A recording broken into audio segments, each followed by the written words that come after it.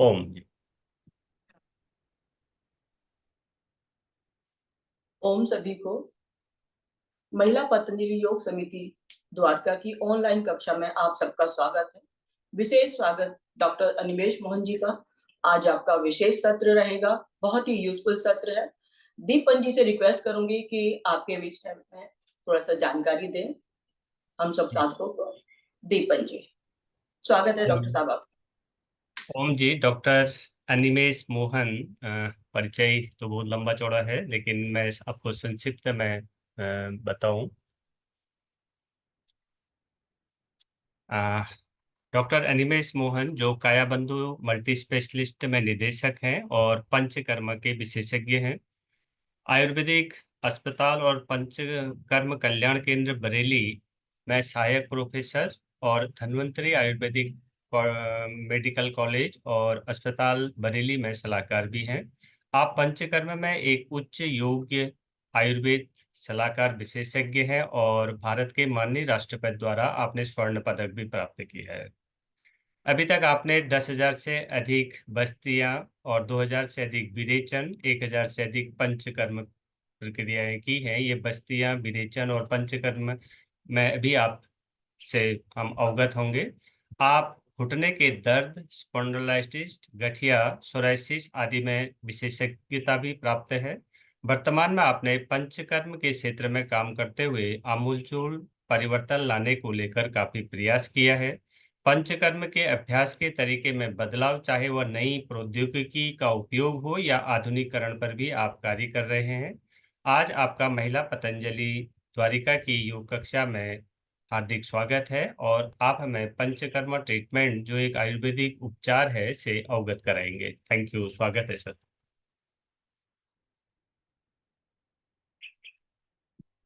धन्यवाद sir. Sir मैं चाहूंगा मेरी स्क्रीन शेयरिंग अलाउ कर दी जाए, जिससे मैं प्रेजेंटेशन को जी, मैंने आपको को कर होस्ट सकें। बनाया है, आप कर सकते हैं सर।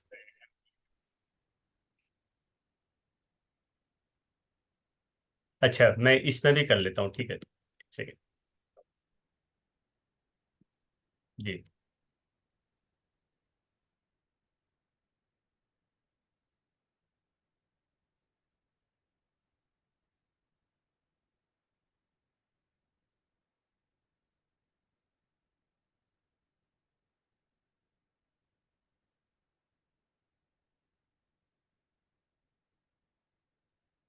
एक बार दोबारा अलाउ करना पड़ेगा शायद, कि अभी भी वो स्क्रीन शेयरिंग इनेबल दिखा रहा है।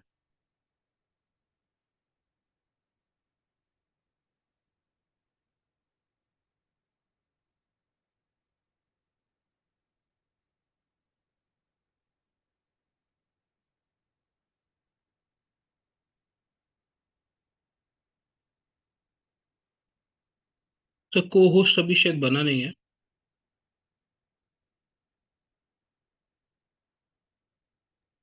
एक सेकेंड सर, एक्चुअली मैंने दूसरा वाला बना लिया था।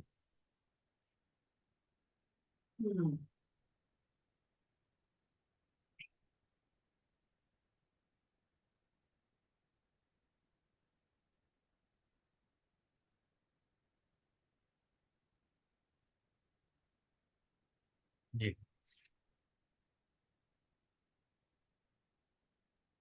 ठीक है। हाँ।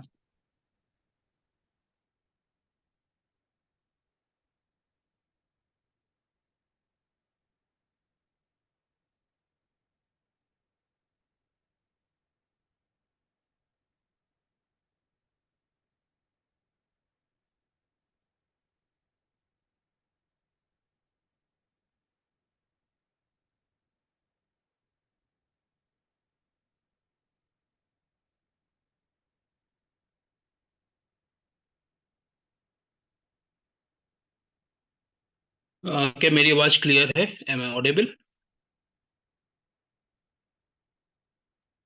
Yeah, जी सर। very much. ओके, ठीक। सभी को नमस्कार। बहुत ही सुबह सुबह का टाइम है और पिछले 1 घंटे से आप लोग बहुत ही अच्छा योगा सत्र कर रहे हैं, तो जिसके लिए मैं मानता हूं कि आप सभी बहुत बधाई के पात्र हैं। शायद मेरा आप लोगों के बीच में ये तीसरा या चौथा सेशन है मैंने हमेशा ये बात बोली है कि चाहे ठंडी हो या गर्मी हो, सुबह सुबह 5:30 बजे उठ करके और पूरा जैसे एक रूटीन होता है योगा का कि एक एक आसन करना, उसके बाद में योग निद्रा करना या बीच बीच में रिलैक्सेशन करना, एक एक जॉइंट का आसन करना, ये बहुत बढ़िया चीज है। और काबिल तारीफ है कि सुबह सुबह उठ के आप लोग इतने सभी लोग, मैं पिछले 1 घंटे से जुड़ा हुआ था इस योगा सेशन में, आप सभी लोग इसमें जुड़े हुए हैं और सहभागिता निभा रहे हैं। मैं डॉक्टर अनिमेश मोहन अपने बारे में थोड़ा सा आपको बता देता हूँ। ऑलरेडी दीपन जी ने एक इंट्रोडक्शन दे दिया है। बेसिकली मैं एक आयुर्वेद का डॉक्टर हूँ और पंचकर्म विशेषज्ञ हूँ। बहुत सारे लोग आजकल के जमाने में भी ऐसे हैं जो पंचकर्म नहीं जानते हैं, या फिर वो पूछते हैं कि ये होता है कि आप किस चीज के डॉक्टर हैं।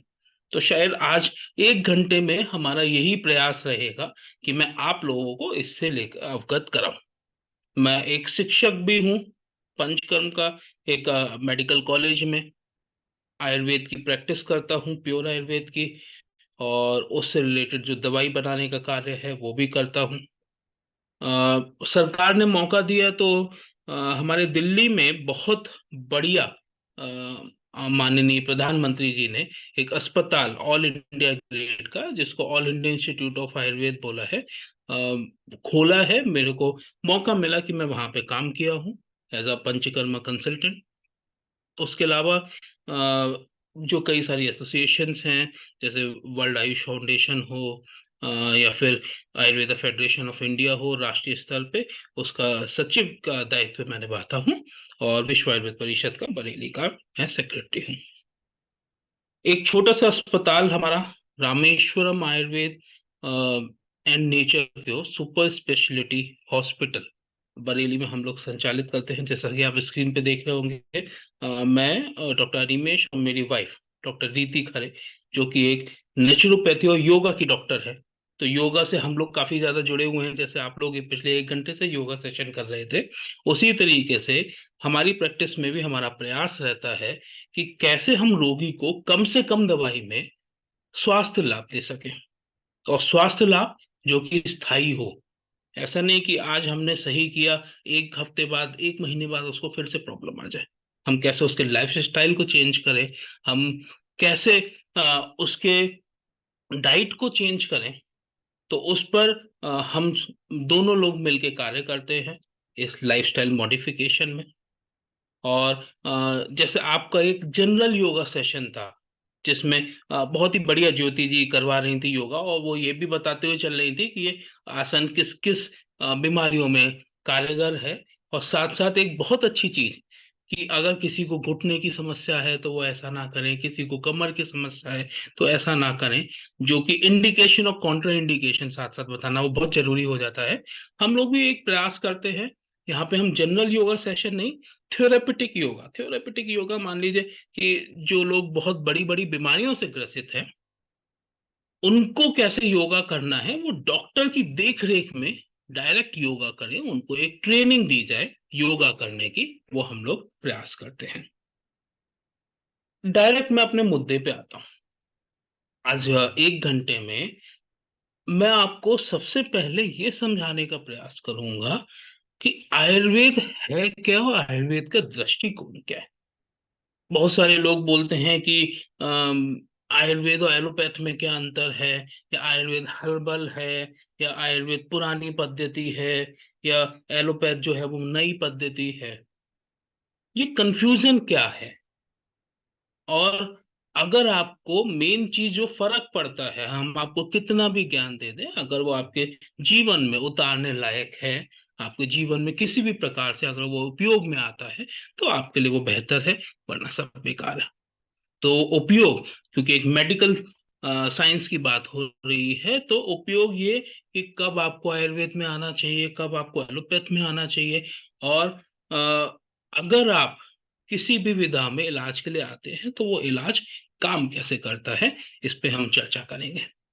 हम चर्चा करेंगे आयुर्वेद के एक विशिष्ट चिकित्सा पद्धति पर, या चिकित्सा का जो कर्म है, जो एक तरीका है पंचकर्म, उस पर। क्योंकि दुनिया की कोई भी चिकित्सा पद्धति ऐसी नहीं है जो इस तरीके से इन सिद्धांतों पे कार्य करती हो। तो पंचकर्म क्या है, क्यों है, किसमें कार्य करता है, हम इसमें बात करेंगे। और बाद में आपको मौका दिया जाएगा कि आपके अंदर अगर मन में कोई भी डाउट आते हैं तो वो आप क्लियर कर सकते हैं। तो शुरुआत करते हैं एक कहानी से। हम सभी वो लोग हैं जो एक बहुत बुरे दौर को क्रॉस करके यहाँ तक आए हुए। जी हाँ, बिल्कुल सही बात है कि ये जो कोविड का दौर था, एक जब पेंडेमिक की सिचुएशन थी कि इन्फेक्शन पूरी दुनिया में फैला हुआ है, हमने कई सारी मौतें अपने सामने, अपने नजदीकियों में होते हुए देखे। तो ये एक इन्फेक्शियस कंडीशन है। इन्फेक्शन एक व्यक्ति से दूसरे व्यक्ति में जाता है। लेकिन वहां पर अगर आपने गौर किया होगा, एक विशेष चीज आपने देखी होगी। जैसे मैं, आप अगर स्क्रीन पे देख रहे हैं कि एक भीड़ है, और उसमें मैंने आप लोगों को समझाने के लिए कोविड वायरस टाइप का बताया है कि वो पूरे में फैला हुआ है। और कोई छींक रहा है तो वो उससे बाहर निकल रहा है, इन्वायरमेंट में, वातावरण में जा रहा है। कोई खांस रहा है तो उससे वो वातावरण में जा रहा है। इतने सारे लोग हैं, पर बीमारी हर किसी को नहीं हो रही। इवन आपने कोविड में भी ये सिचुएशन देखी होगी कि परिवार में किसी एक को हुआ और वो बहुत ज्यादा सीरियस हो गया, आईसीयू में एडमिट हुआ, और कई लोग इस दौरान एक्सपायर भी कर गए। लेकिन वो इन्फेक्शन परिवार में किसी दूसरे को हुआ, उसको पता ही नहीं लगा कि उसको कोविड इन्फेक्शन हुआ था, और वो बहुत इजीली टैकल कर गया। तो यहीं पे एक दृष्टिकोण चेंज हो जाता है आयुर्वेद का और एलोपैथ का। ये कुछ इस प्रकार से है कि जैसे आप इमेज में देख रहे हैं कि वायरस, जो कि एक बीमारी फैलाने का एक कारण है, वो वातावरण में हर जगह मौजूद रहता है। हमारा एक्सपोजर उस वायरस के प्रति सामान्य होता है अगर हम एक ही जगह पर रह रहे हैं। लेकिन हमको वो बीमारी होगी कि नहीं होगी, हमको वो बीमारी होगी तो हमारे शरीर पर क्या प्रभाव डालेगी, और हमारा शरीर उस बीमारी पे कैसे रिएक्ट करेगा। हमको केवल बुखार आएगा, या खांसी जुकाम होगा, या फिर बॉडी में सूजन आ जाएगी, सांस लेने में परेशानी हो जाएगी, लंग्स खराब हो जाएंगे, क्या ये सिचुएशन आएगी? ये सब उस वायरस पे डिपेंड नहीं करता। ये डिपेंड करता है आपके शरीर पर। जहां एलोपैथ ये मानता है कि बैक्टीरिया, वायरस, फंगस, या कोई भी हेलमिन, कोई कीड़ा आपके बीमारी का कारण है, जिसको पैथोजन बोला जाता है। आयुर्वेद ये तो कहता है कि वो बीमारी का कारण हो सकता है, लेकिन वो इकलौता कारण हो ऐसा जरूरी नहीं है। उसका बीमारी आपके शरीर पे इसलिए आएगी क्योंकि उस समय आपके शरीर का जो इक्विलिब्रियम है, जो सम स्थिति है, वो मेंटेन नहीं है। आप कहेंगे ये सम स्थिति क्या होती है? आयुर्वेद में सभी चीजों को तीन पार्ट में क्लासिफाई किया गया है: वात, पित्त और कफ।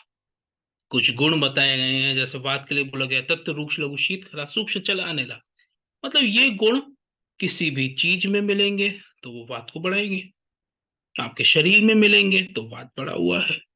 अगर वो मौसम में मिलेंगे, किसी मौसम में रुक्षता ज्यादा होती है तो वो वात को बढ़ाएगा।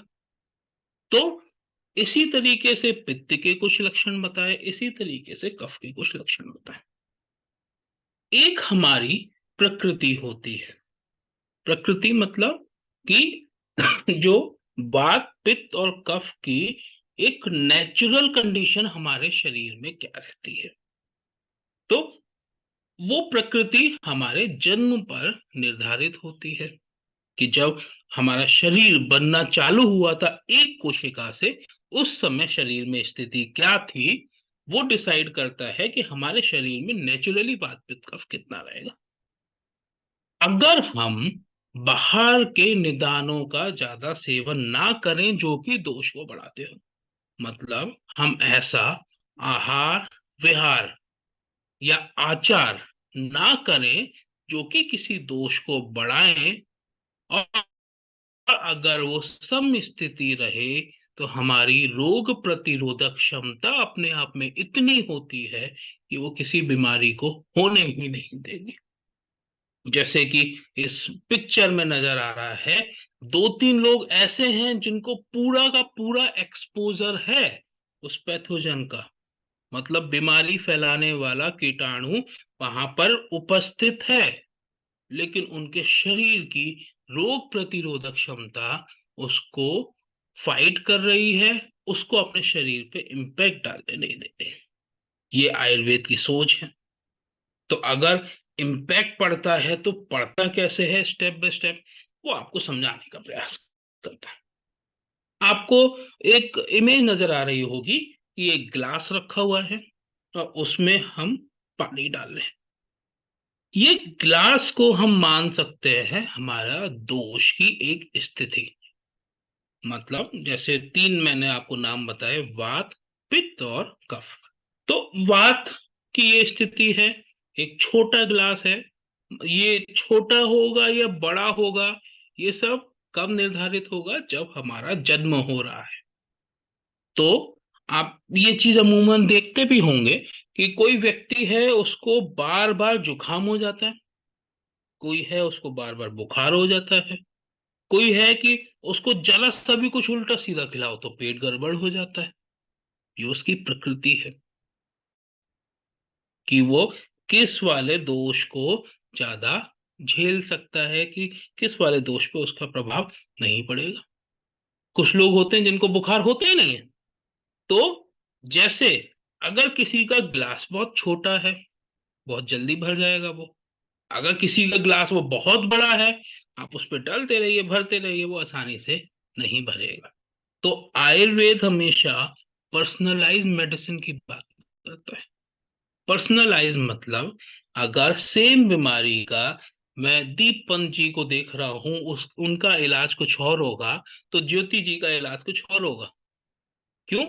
उनकी प्रकृति पे निर्धारित करेगा। तो सबसे पहले हम रोग के साथ साथ रोगी की परीक्षा करते हैं।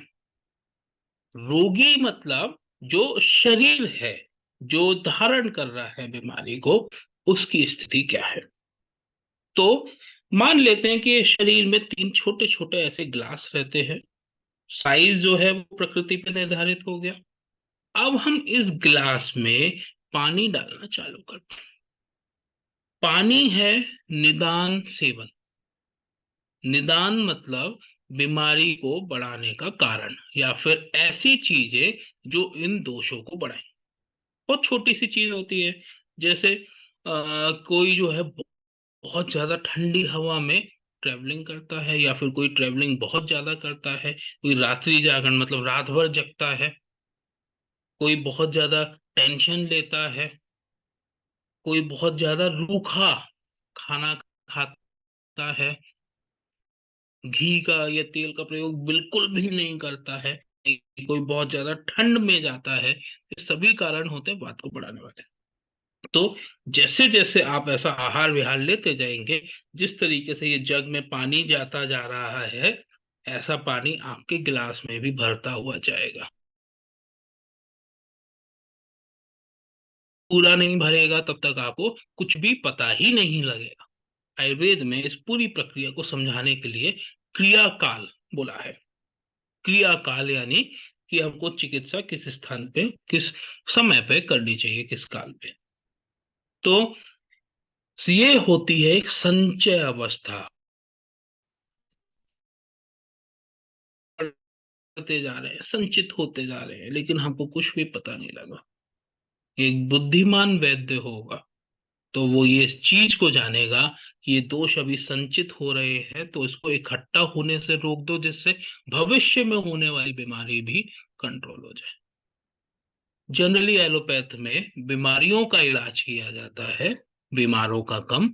आयुर्वेद बीमारी के साथ साथ बीमार का और बीमारी होने से पहले बीमार का इलाज करता है। अगर हमको पता लग जाए कि इसका वात बढ़ने वाला है, हम उसी मौके पर उसको बताएंगे कि उसको क्या करना है, क्या नहीं करना है, क्या खाना है, क्या नहीं खाना है। बीमारी वहीं की वहीं रुक जाएगी। तो ये एक दृष्टिकोण है आयुर्वेद का, ये एक चिकित्सा का तरीका है आयुर्वेद। तो हम बात कर रहे थे, हम पानी जा रहे हैं, डालते रहेंगे, बीमारी हो सकती है। वो कहता है अरे मैं सब कुछ करूंगा तभी मेरे पे कोई फर्क नहीं पड़ेगा। और वो करते करते एक स्थिति क्या आएगी कि ये ग्लास पूरा का पूरा भर जाएगा। आप देख सकते हैं स्क्रीन पे।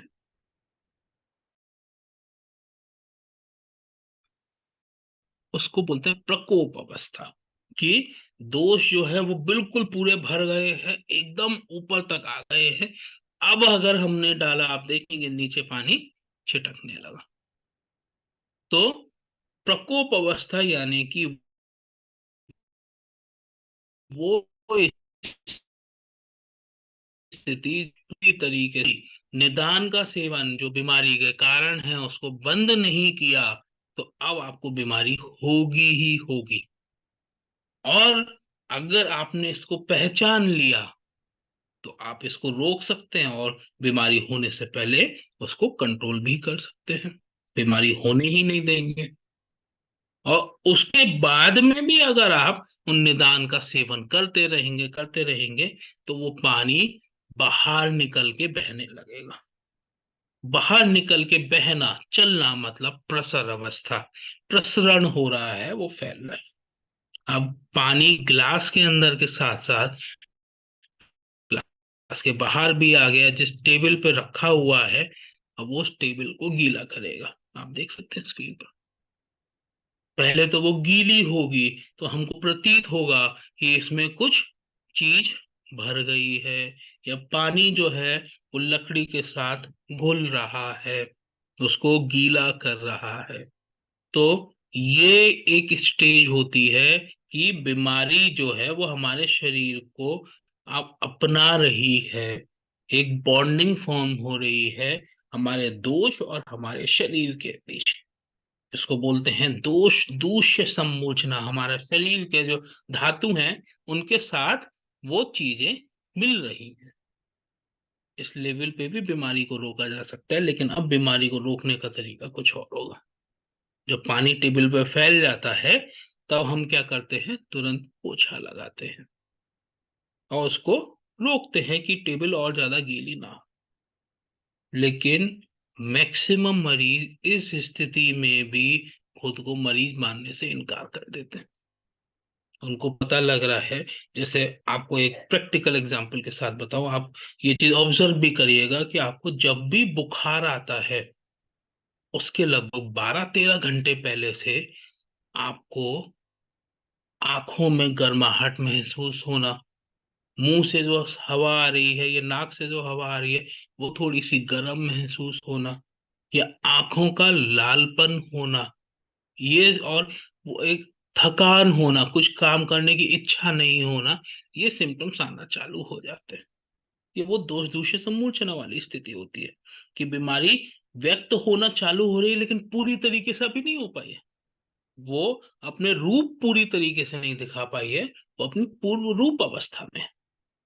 अगर आपको ये चीज की जानकारी हो कि आपको अभी आंखों में गरम गरम लग रहा है, लाल पड़ रही है, सांस हमारी गर्म हो गई, थकान बहुत ज्यादा हो रही है, उसी समय अपना खाना खाना छोड़ दीजिए और गर्म पानी पीना चालू कर दीजिए।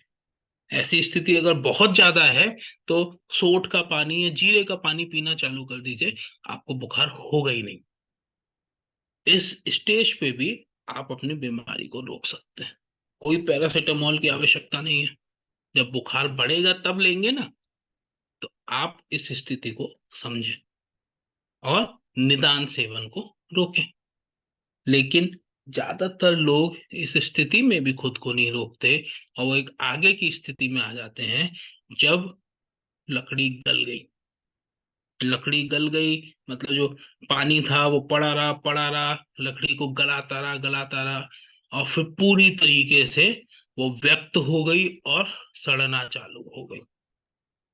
ज्यादातर रोगी हमारे पास इस स्थिति में आते हैं, जब बीमारी बहुत बढ़ जाती है, थोड़ा बहुत वो और बिगाड़ लेते हैं उसको, फिर कहते हैं कि डॉक्टर साहब अब सही कर दो।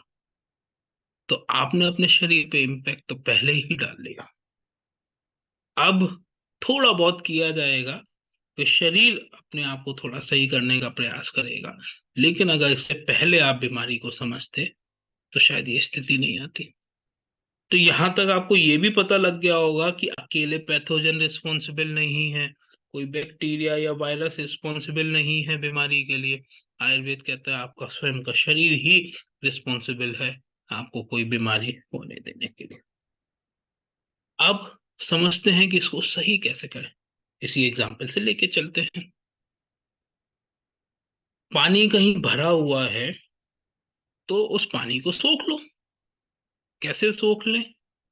कपड़ा डाल के सोख सकते हैं, रुई डाल के सोख सकते हैं, या फिर मैंने आपको एक एग्जांपल दिखाया है, इमेज दिखाई है स्क्रीन पे, आप देख रहे होंगे कि जेली डाली, जेली ने पूरे के पूरे पानी को सोख लिया, पानी गायब।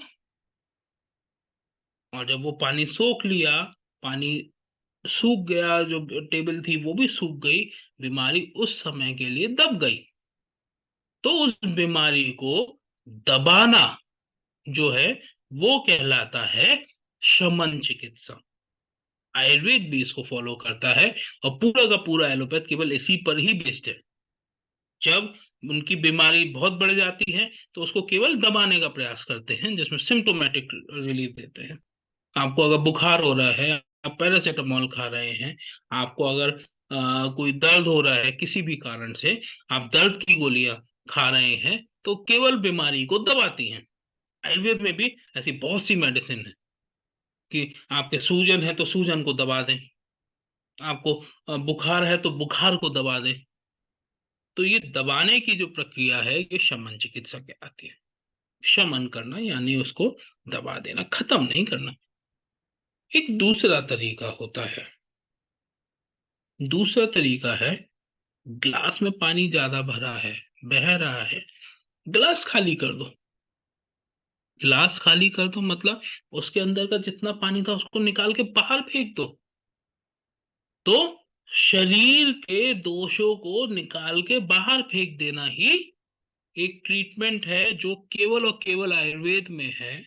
ऐसा कोई सोचता नहीं, ऐसा कोई जानता नहीं कि ये इस टाइप की चिकित्सा हो सकती है। तो इसको बोलते हैं शोधन या फिर पंचकर्म।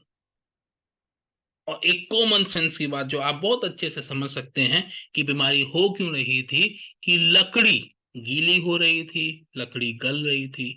लकड़ी गल क्यों रही थी? क्योंकि ग्लास का जो पानी है वो बाहर बह रहा था। गिलास का पानी बाहर क्यों बह रहा था? क्योंकि गिलास पूरा भर चुका था और हम उसमें और पानी डालते जा रहे थे। अगर हम पानी डालना बंद करें पहले, तो मतलब निदान का सेवन करना बंद करें, जो बीमारी के कारण है उसको थोड़ा कम करें। जैसे कोविड में अगर आपने मास्क लगा लिया तो आपने एक्सपोजर को थोड़ा कम कर दिया, आपने गरारे करना चालू कर दिया, तो यहां से अंदर घुसने के प्रोसेस को थोड़ा सा स्लो डाउन कर दिया। तो निदान सेवन बंद किया, और जो बीमारी के जो कारण थे, जो दोष बढ़े हुए, उसको आपने पूरा ही बाहर निकाल दिया। तो अब वो पूरा ग्लास खाली। अब लकड़ी गलेगी क्या? अब लकड़ी गीली होगी क्या? बिल्कुल नहीं। तभी बोला जाता है कि इस चिकित्सा पद्धति से या इस तरीके से जब हम रोगी का इलाज करें, रोग की चिकित्सा करें, तब वो दोबारा होगी ही नहीं। संस्कृत में बोला है आयुर्वेद में कि ना तेषाम पुनर्उद्भवा, मतलब कि वो दोबारा से होती ही नहीं है अगर हम पंचकर्म करते हैं। तो पंचकर्म बेसिकली क्या है? उसको आपकी बीमारी से फर्क नहीं पड़ता, आप किस बीमारी से पीड़ित हैं, कोई बात नहीं, आपको किस अवस्था में है, कोई बात नहीं। फर्क किस बात का पड़ता है कि आपके शरीर के अंदर दोष की स्थिति क्या है। क्या वो थोड़ा थोड़ा इकट्ठा होना चालू हुआ है? कोई पंचकर्म की जरूरत नहीं। क्या वो गिलास पूरा भर चुका है? पंचकर्म की आवश्यकता है। क्या वो बाहर बह रहा है, पंचकर्म की आवश्यकता है। क्या वो गलाने लगा, पंचकर्म की भी आवश्यकता है, और उस पानी को सोखने की भी आवश्यकता है, मतलब शमन और शोधन दोनों चिकित्सा की आवश्यकता है। और अगर किसी की प्रकृति ऐसी है कि उसका ग्लास ही बहुत छोटा सा है, मतलब किसी कोई वात प्रकृति वाला है, बहुत ज्यादा उसका वात पहले से ही बढ़ा हुआ है कि उसका ग्लास बहुत छोटा है, बहुत जल्दी भर जाएगा, तो अब तो वो हमेशा परेशान हो जाएगा। कि कई लोग होते हैं जिनको जॉइंट डिसऑर्डर्स बहुत होता है, कई लोग होते हैं जिनको बुखार बहुत आता है, तो ऐसे लोग क्या करें। तो देखिए,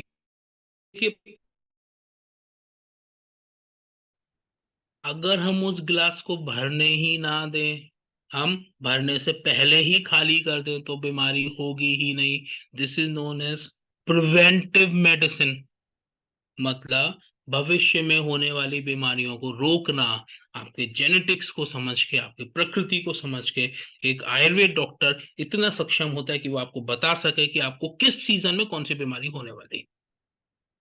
और अगर उस सीजन से पहले ही आप उस अपने ग्लास को खाली कर दो, जिसको हम ऋतु शोधन भी बोलते हैं, जिसको हम स्वस्थ पंचकर्म भी बोलते हैं, आप वो कर लो, तो आपको भविष्य में वो बीमारी होगी ही नहीं। तो ये भी एक बहुत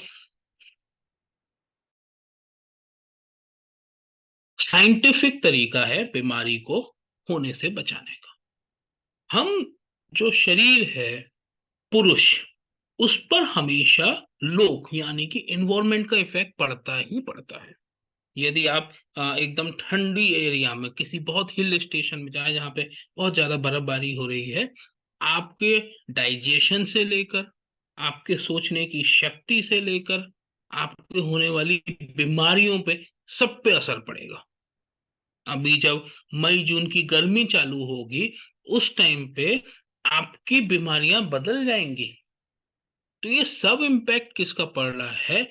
ये इम्पैक्ट पड़ रहा है हमारे इन्वायरमेंट का हमारी बॉडी पे। लोक पुरुष साम्य करके एक सिद्धांत होता है कि किस तरीके से लोक मतलब इन्वायरमेंट का इफेक्ट बॉडी पे पड़ेगा, बॉडी का इफेक्ट इन्वायरमेंट पे पड़ेगा।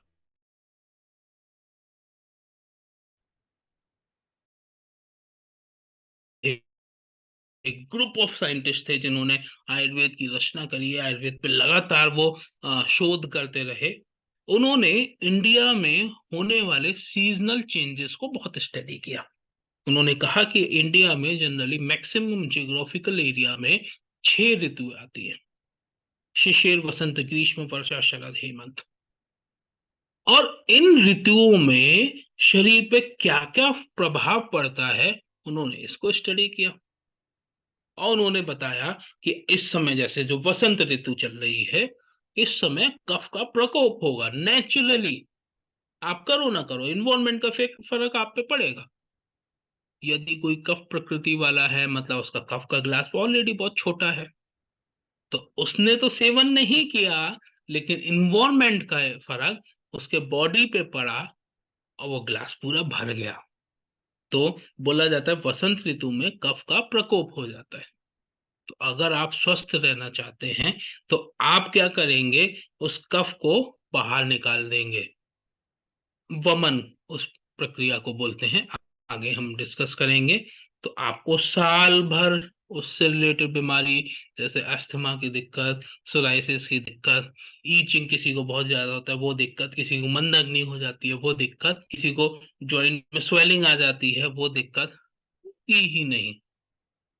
ऐसे ही जब शरद ऋतु आती है, लगभग अक्टूबर नवंबर का टाइम, उस टाइम पर पित्त का प्रकोप होता है।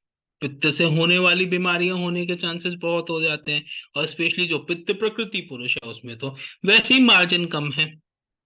तो उस समय अगर आप विरेचन, जो एक पंचकर्म की प्रक्रिया है, उसको कर दे, पूरा का पूरा पित्त को आप बाहर निकाल दें, तो उससे आपको उससे रिलेटेड बीमारी नहीं होगी। और इसी प्रकार से वर्षा से पहले होने वाली प्रावृत ऋतु में, मतलब लगभग जुलाई अगस्त के मंथ में, अगर आप बस्ती लेकर के वात को बाहर निकाल देते हैं, तो आपको वो बीमारी नहीं होगी।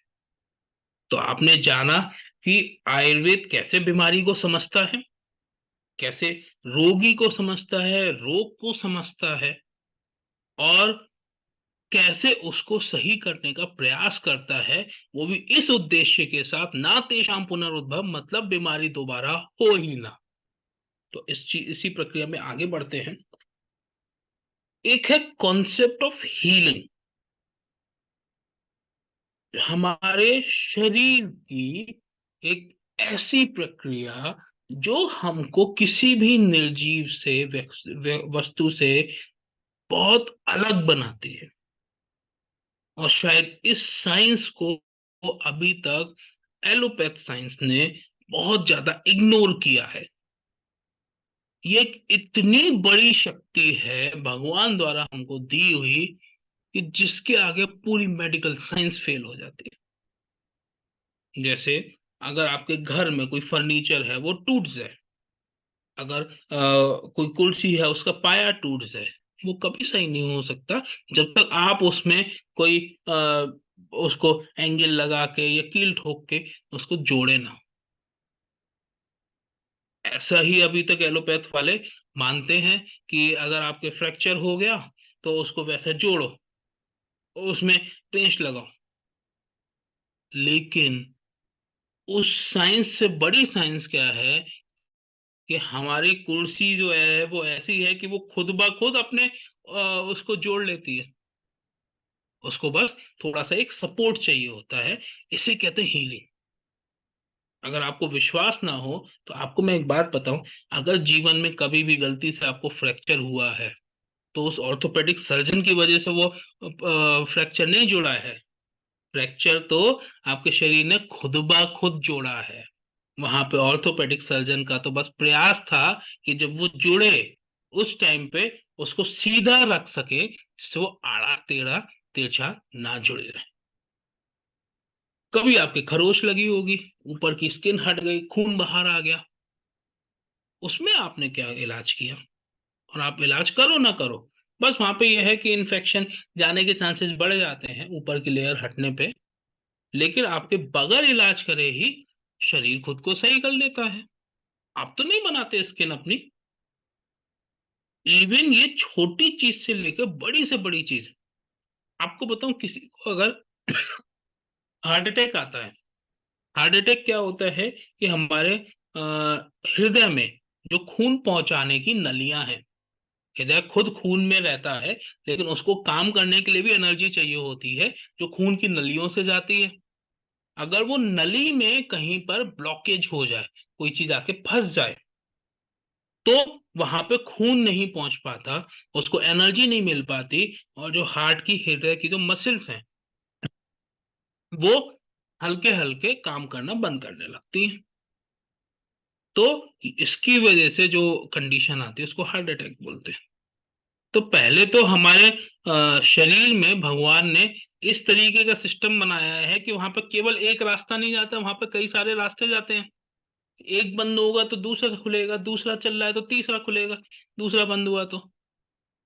और ये होने के बाद भी एक शक्ति होती है शरीर के अंदर कि वो नए रास्ते खुद ब खुद बना सकती है, जिसको कोलेट्रल फॉर्मेशन बोलते हैं। मतलब ये वाला रास्ता जाम हो गया तो शरीर खुद ब खुद उसके बगल से एक दूसरा रास्ता बना देगा। जैसे बाईपास सर्जरी में एक आर्टिफिशियली बाईपास लगाया जाता है, तो उसी तरीके से शरीर खुद ब खुद एक बाईपास बना देता है। और जो आप पिछले एक घंटे से जो योगा कर रहे थे, इस चीज का मेडिकली प्रूवन है इफेक्ट कि योगा के द्वारा कोलेट्रल फॉर्मेशन की शक्ति बहुत बढ़ती है। तो किसी को हार्ट अटैक हुआ, तीनों आर्टरी ब्लॉक हो गई, तो इस बात की पूरी तरीके से ये आवश्यकता नहीं है कि जब तक वो ऑपरेशन नहीं होगा वो सही नहीं होगा। उसका शरीर उसको सही कर सकता है। इसको बोलते हैं कॉन्सेप्ट ऑफ हीलिंग। आयुर्वेद उस पावर को, हीलिंग की पावर को बहुत अच्छे से यूज करना जानता है। आयुर्वेद ये बात जानता है कि जब शरीर के अंदर ये शक्ति है वो खुद को सही कर सके तो उसको करने दो ना।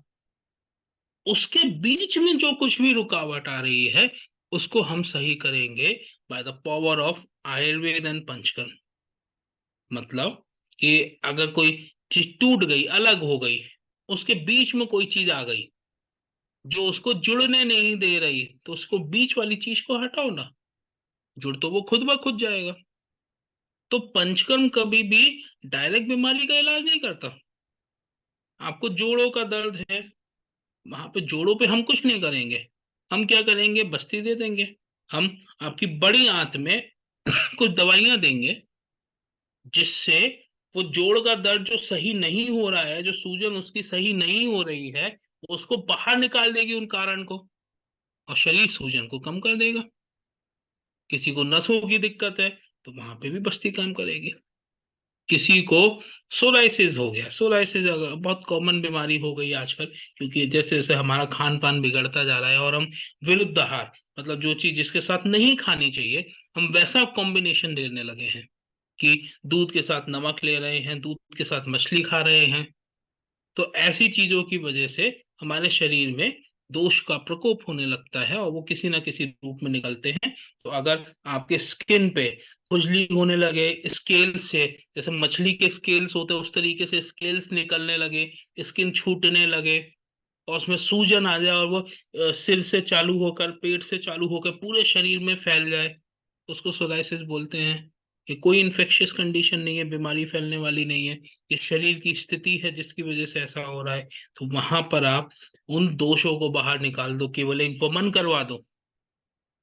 बीमारी पूरे शरीर में है, लेकिन हम कर क्या रहे हैं, हम उल्टी करा के दोष को निकाल दे रहे हैं, और शरीर खुद ब खुद सही हो जाता है। इसी प्रकार अगर आपको कोई पेट से रिलेटेड संबंधी बीमारी है, आपका पाचन बहुत बिगड़ा हुआ है, तो वहां पर हम कई बार मेडिसिन से काम चला देते हैं। अगर छोटी मोटी दिक्कत होती है, कभी बहुत ज्यादा बड़ी दिक्कत होती है, लिवर ही खराब हुआ कि लिवर काम ही नहीं कर रहा, कई बार डायबिटीज हो गई जिसमें पेनक्रियास खराब हो गया, तो उस केस में हम मोशन करा के बीमारी को बाहर निकाल देते हैं, और बीमारी खुद ब खुद सही हो जाती है। इसी को पंचकर्म बोलते हैं। तो पंचकर्म बेसिकली क्या है, आप स्क्रीन पर देख सकते हैं। पंचकर्म थेरेपी एक ऐसी चिकित्सा पद्धति है जिसमें हम बैलेंस मेंटेन करने का प्रयास करते हैं। दोषों का बैलेंस, वात पित्त कफ, और जिसका इम्पैक्ट आपके माइंड से लेके बॉडी से लेके इवन कॉन्शियसनेस तक, वहां तक पड़ता है। तो आयुर्वेद जो है वो एक सिस्टम ऑफ हीलिंग है, उसके साथ एक आर्ट है जीवन जीने की, जिससे आप लंबा जीवन जी सके। तो इतने समय में आपने देखा होगा कि हम बीमारी की बात कम कर रहे हैं, हम बीमारी को बचाने की बात ज्यादा कर रहे हैं। तो जैसे एक आप कोई नई मशीन खरीदते हैं, आपने कोई नया मोबाइल खरीदा, उसके साथ में यूजर मैनुअल आता है कि इसको यूज कैसे करना है, चार्ज कैसे करना है, कि इसी के चार्जर से चार्ज करे या फिर कितनी देर चार्ज करे, गर्मी से बचाए, पानी में ना डालें। तो वो जो यूजर मैनुअल आपके शरीर का है, इतनी कॉम्प्लेक्स मशीन का, वो आयुर्वेद है कि इसको यूज कैसे करना है। आयुर्वेद हमेशा एम्फेसाइज करता है प्रिवेंटिव हेल्थ केयर पे, मतलब बीमारी को होने से बचाने पे। किन मेथड को यूज करके, by the methods of purification and rejuvenation. अब ये दो नई चीजें आई। प्यूरिफिकेशन सीधी बात है, सफाई करना। शरीर में गंदगी गई, आप उसकी सफाई कर दो, शरीर खुद सही हो जाएगा।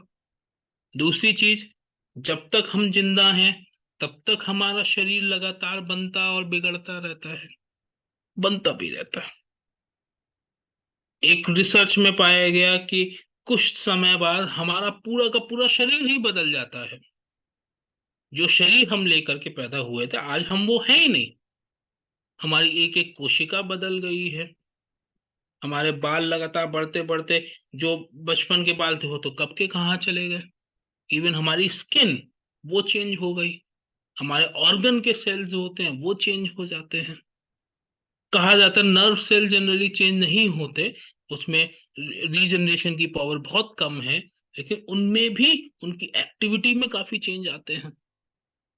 तो ये जो शरीर को बनाने की शक्ति है, इस शक्ति को बढ़ाना, धातु निर्माण की शक्ति को बढ़ाना, उसको रिजुविनेशन बोलते हैं।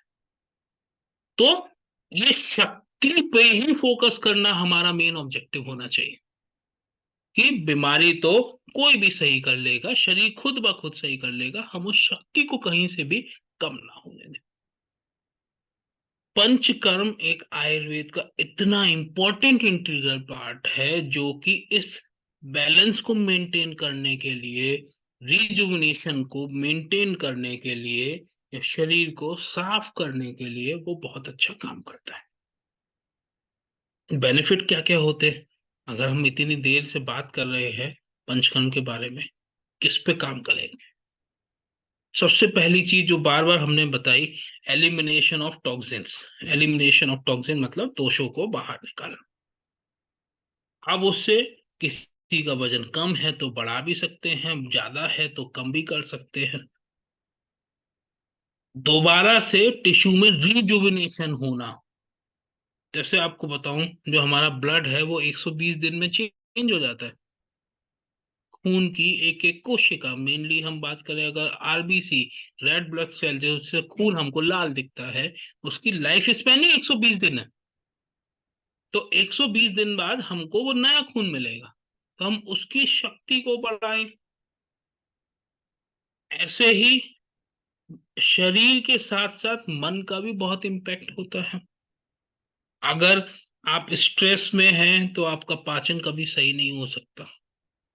स्ट्रेस में है तो भूख नहीं लगेगी, स्ट्रेस में है तो वो जो आपको खाना कभी बहुत टेस्टी लगता था उसमें भी खाने की इच्छा खत्म हो जाएगी।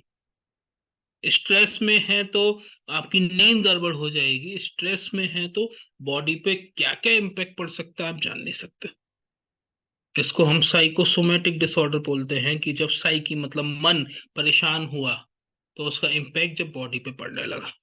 और पंचकर्म का असर उस मन पर भी होता है। स्ट्रेस को कम करने में, माइंड को रिलैक्स करने में काफी ज्यादा इफेक्टिव होता है। आयुर्वेद कहता है उत्तर उत्तर धातु निर्माण, रस रक्त मांस मेद अस्थि मज्जा शुक्र, और शुक्र के सबके जो निष्कर्ष निकला वो बना ओज। ओज यानी कि इम्यूनिटी। तो हमारी इम्यूनिटी किस पे डिपेंड करेगी? हमारी सारी धातुएं कैसी हैं, और ये जो कन्वर्जन हो रहा है ये प्रॉपर हो रहा है कि नहीं हो रहा है। इम्यूनिटी की बात वापस से वही आ जाएगी कि कोविड का इन्फेक्शन इतने सारे सारे एरिया में था, इतने सारे लोग उसको एक्सपोज हो रहे थे, लेकिन सबको इफेक्ट नहीं हुआ। क्यों? क्योंकि बात आई हमारी इम्यूनिटी की। तो उस इम्यूनिटी को बढ़ाने का काम, जब हमारे जितने भी टिश्यू हैं वो दोबारा रिजुविनेट हो गए, नए बन गए, तो इम्यूनिटी भी और स्ट्रांग हो गई। वो काम पंचकर्म के द्वारा हो सकता है। कहीं पे भी किसी भी प्रकार का ब्लॉकेज हो, ब्लॉकेज एक छोटा मतलब आंत में ब्लॉकेज हो, हार्ट में ब्लॉकेज हो, या कोई नर्व में ब्लॉकेज हो, सबको खोलने की क्षमता रखता है पंचकर्म। जो मैंने आपको बताया कि अगर आंत में ब्लॉकेज है तो सिंपल हमने दवाई दी, वो नहीं निकल रही थी तो हमने कुछ घी के तरीके से दवाई दी जो उसको सॉफ्ट करता रहा। फिर हमने एक मेडिसिन दी जो इसको विरेचक बोलते हैं, विरेचक यानी कि जो मोशन कराएगी, और वो फोर्सफुली पूरा बाहर निकल गया, आंत का ब्लॉकेज खुल गया। लेकिन कहाँ पे ऐसे करना है, कहाँ नहीं करना है, ये एक कुशल चिकित्सक बताएगा। कई बार ऐसी कंडीशन होती है 100 में से एक जहाँ पे ऑपरेशन ही करना पड़ता है, क्योंकि वो निकलने की स्थिति में होता नहीं।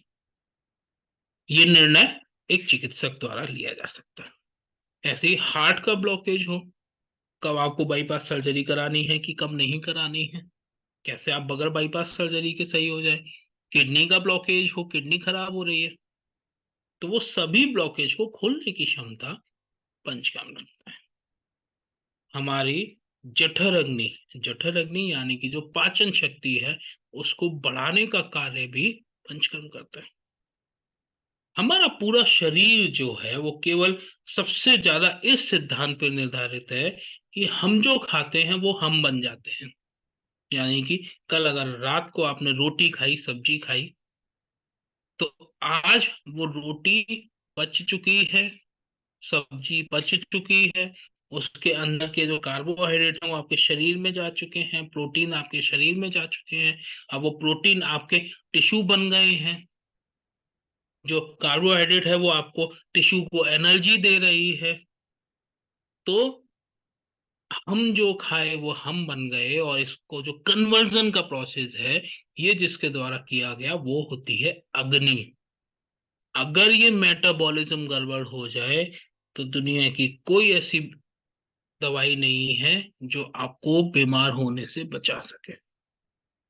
बड़े बूढ़े लोग बोलते भी थे कि ज्यादातर सारी बीमारी पेट से चालू होती है, और पेट से उनका अर्थ जठर अग्नि होता है, पाचन शक्ति होता है। तो इस पाचन शक्ति को दुरुस्त रखना हमको कई बीमारियों से बचाता है।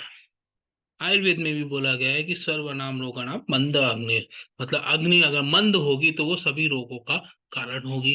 चाहे वो अग्नि मेटाबॉलिज्म, हमारा डाइजेशन लेवल पे गड़बड़ हो, या फिर टिश्यू लेवल पे गड़बड़ हो, तो हमको उसको बड़ा इम्प्रूव करना है, जिसमें एक पंचकर्म बहुत अच्छा कारगर साबित हो सकता है। मेटाबॉलिज्म को बढ़ाना है। कई लोग होते हैं हम खूब खाते हैं पर शरीर को लगता नहीं है। वो लगता क्यों नहीं है? क्योंकि शरीर बहुत स्लो है। उसको बढ़ाओ। पूरी बॉडी को क्लीन करना है। जैसे आ, हम कभी अगर बाहर जाते हैं तो पूरे शरीर को बाहर से तो अच्छे से साफ कर लेते हैं। कभी पार्टी में जा रहे हैं तो फेशियल करके पूरे स्किन की एक एक ब्लैक हेड को निकाल लेते हैं। लेकिन ये तो केवल बाहरी दिखावा है। अंदर से वो कितना साफ है? अगर अंदर से साफ करना है तो उसके लिए आपको, अगर नित्य प्रयोग कर रहे हैं तो योग में होता है षडकर्म। और अगर आप बीच बीच में अपने शरीर को साफ करने के लिए अंदर तक डीपली क्लीन करना चाहते हैं तो आप वो यूज कर सकते हैं। उसको बोलते हैं पंचकर्म। चलिए चलते हैं पंचकर्म को एक्सप्लोर करने के लिए कि पंचकर्म काम कैसे कर रहा है और इसके अंदर होता क्या क्या है। इसमें 5 थेरेपीज हैं शरीर को साफ करने के लिए, जिसको हम प्यूरिफिकेशन ऑफ बॉडी के लिए बात कर सकते हैं, या इस तरीके से बोल सकते हैं। अगर हमको हेल्थ मेंटेन रखनी है, अपने जो ऊर्जा है उसको मेंटेन रखना है, अपनी जवानी को मेंटेन रखना है, अपने शरीर की उस शक्ति को, हीलिंग पावर जिसकी हम बात किए थे, उसको मेंटेन रखना है, अपने शरीर की रोग प्रतिरोधक क्षमता को मेंटेन रखना है, तो हमको शरीर का पहले शोधन करना ही पड़ेगा। बनारस का दृश्य दिखाया है आपको। पूजा करने से पहले गंगा स्नान करना पड़ता है। उस गंगा आरती की जो ऊर्जा को दिखाया जा रहा है, वो ऊर्जा आप तब बेहतर ले पाएंगे जब आप शुद्ध हों।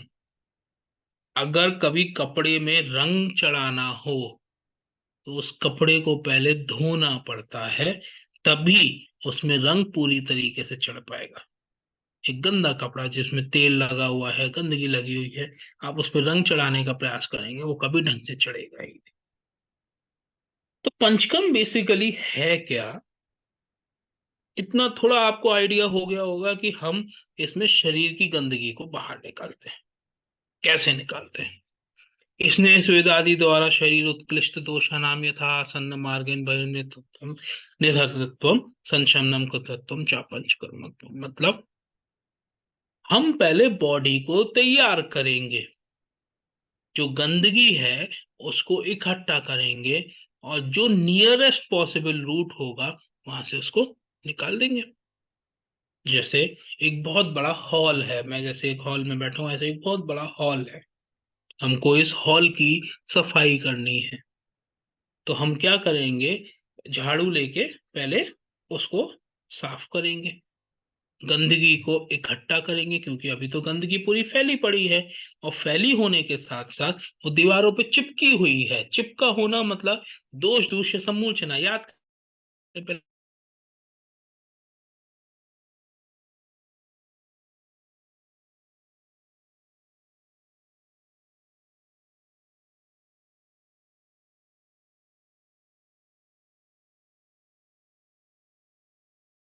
तो हार्पिक डालेंगे। ये सभी चीजें क्या है? ये कुछ ऐसे सब्सटेंसेस हैं जो उस बॉन्ड को तोड़ने में हेल्प करते हैं। कौन सा बॉन्ड?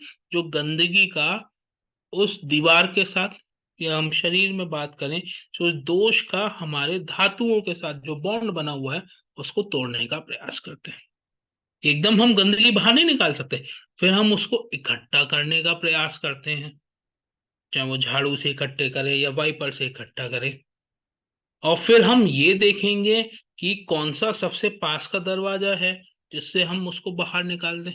कोई खिड़की है तो खिड़की से बाहर निकाल दें, और अगर कोई दरवाजा है ही नहीं आसपास तो हम उस गंदगी को लेके पूरे हॉल में नहीं घुमाएंगे, हम उसको वहीं इकट्ठा करके हम कहीं और से फेंक आएंगे।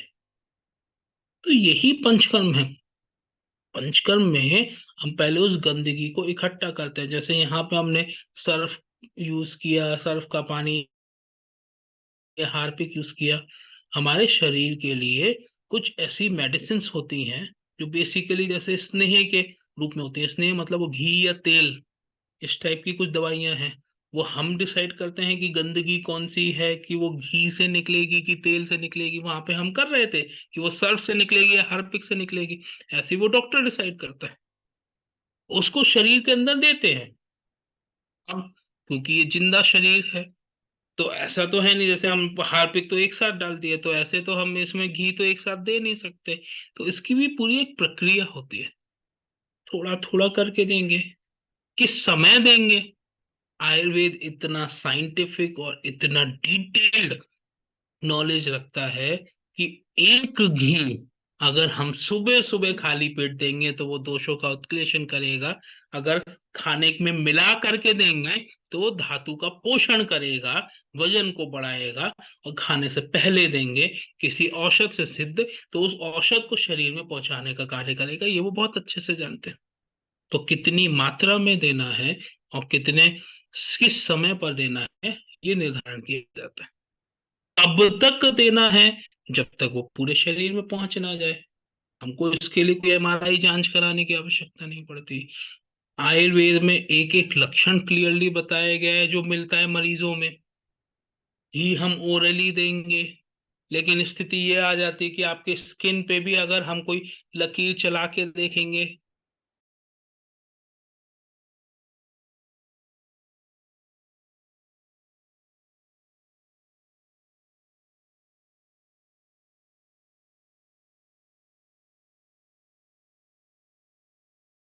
हम क्या करते हैं वहां पे गर्म पानी डाल देते हैं, या फिर वैक्यूम का यूज करते हैं, वाइपर का यूज करते हैं। उसी प्रकार से जब हम अपने शरीर से गंदगी को निकालना चाहते हैं तो हम कुछ स्वेदन का प्रयोग करते हैं। स्वेदन क्या, कि आपको एक स्टीम चैम्बर में बैठा दिया जिससे वो गंदगी बहुत इजीली निकले, एब्सॉर्ब हो और निकल करके अपने नियरेस्ट रूट पर आए, तो इसको स्वेदन बोलते हैं। ये सब तैयारी हो रही है गंदगी को निकालने की, अभी तक गंदगी इकट्ठी नहीं हुई है। फिर हमने देखा वो गंदगी कहाँ से निकल सकती है। अगर हम उसको ऊपर इकट्ठा कर सकेंगे, ऊपर यानी कि यहाँ पे हमारा आमाशय होता है, अगर ऊर्ध्व आमाशय में इकट्ठा कर सकेंगे तो हम उसको उल्टी करा के बाहर निकाल देंगे।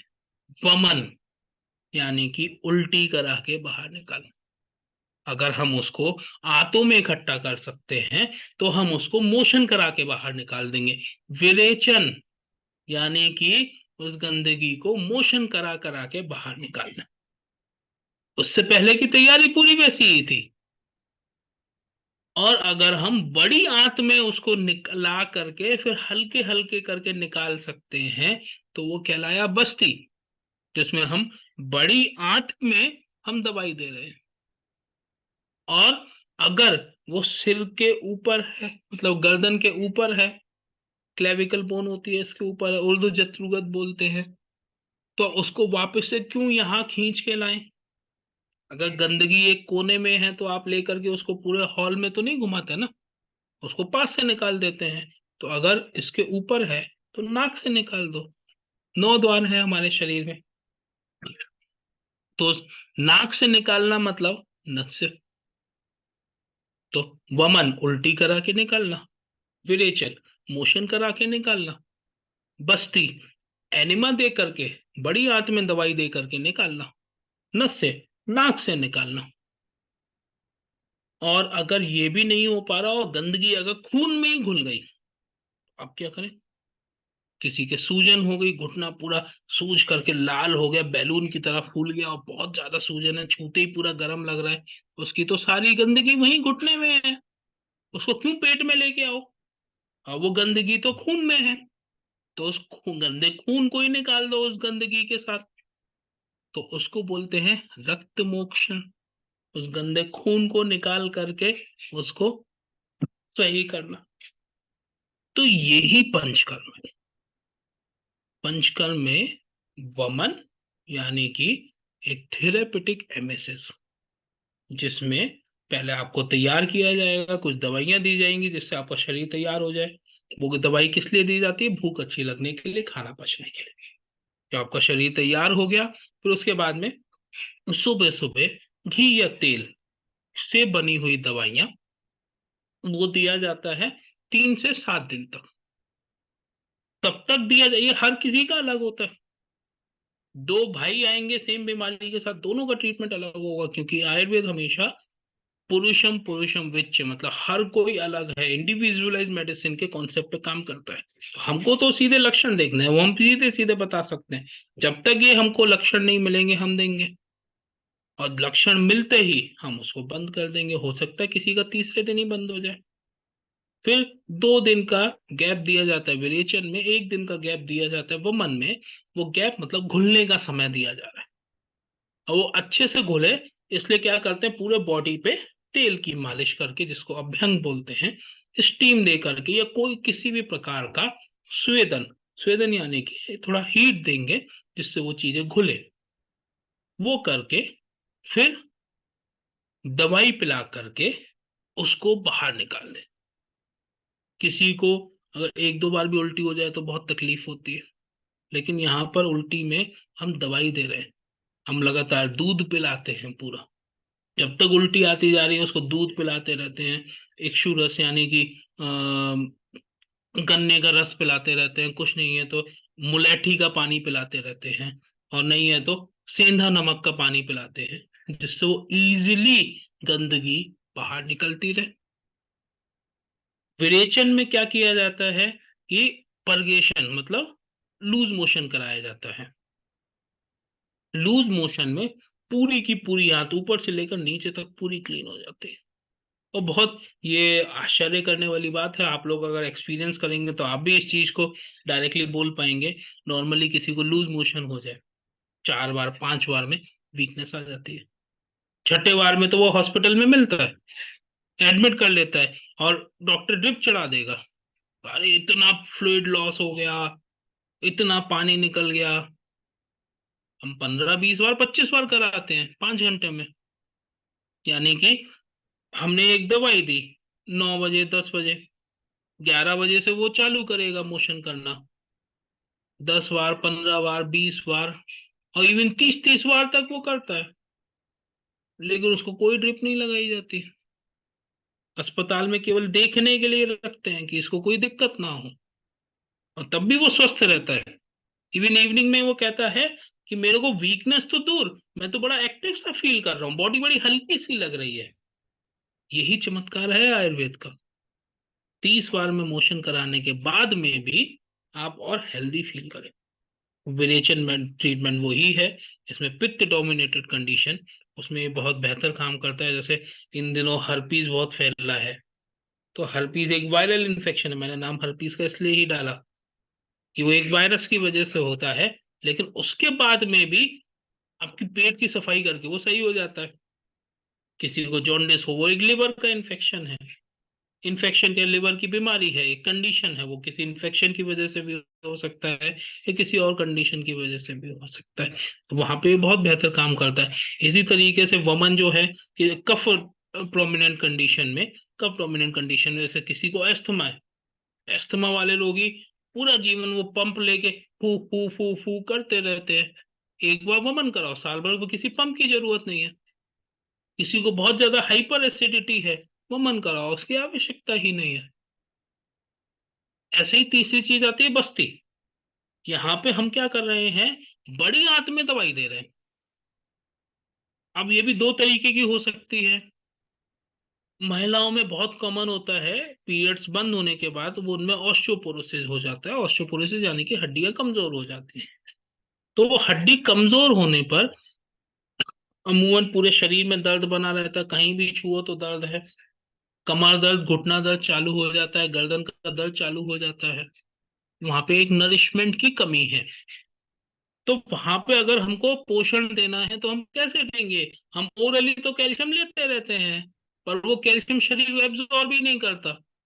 शरीर उस कैल्शियम से हड्डी बनाते नहीं है, सारा कैल्शियम देना बेकार है। और उसके अलावा इतना कैल्शियम पहुंच पहुंच के वो सब किडनी से बाहर निकलता, वहां पे स्टोन बना लेता है। बहुत ज्यादा कैल्शियम लेने पे ये टेंडेंसी देखी गई है कि पेशेंट को किडनी स्टोन बनने लगती है। तो वहां पे हमको कैल्शियम देना हमारा लक्ष्य नहीं, उस कैल्शियम को यूटिलाइज करने की शक्ति को बढ़ाना हमारा लक्ष्य होना चाहिए। तो वहां पे अगर हम एनिमा के तरीके से कुछ दवाइयां दें, हम कुछ घी देते हैं जो इस शक्ति को बढ़ाता है।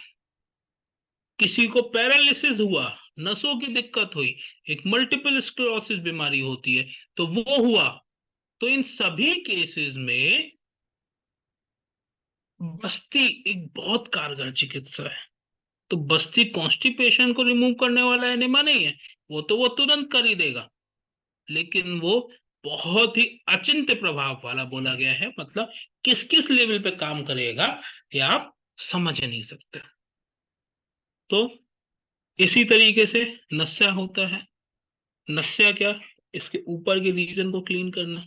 सर्वाइकल की बीमारी बहुत कॉमन होती है, मेरे पास पेशेंट आते हैं 8 साल से सर्वाइकल है, दर्द की गोली खा खा के परेशान हो गए, अब दर्द की गोली भी काम नहीं करती, चक्कर बहुत आते रहते हैं, कुछ भी काम किया नहीं जाता है।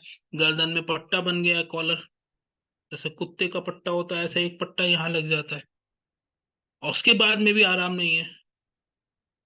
केवल एक तेल डालना इस नाक के रास्ते से 5 से 10 दिन के अंदर अंदर पेशेंट को सही कर देता है। पट्टा क्या, सारी सारी दवाइयां छूट जाती है। क्यों?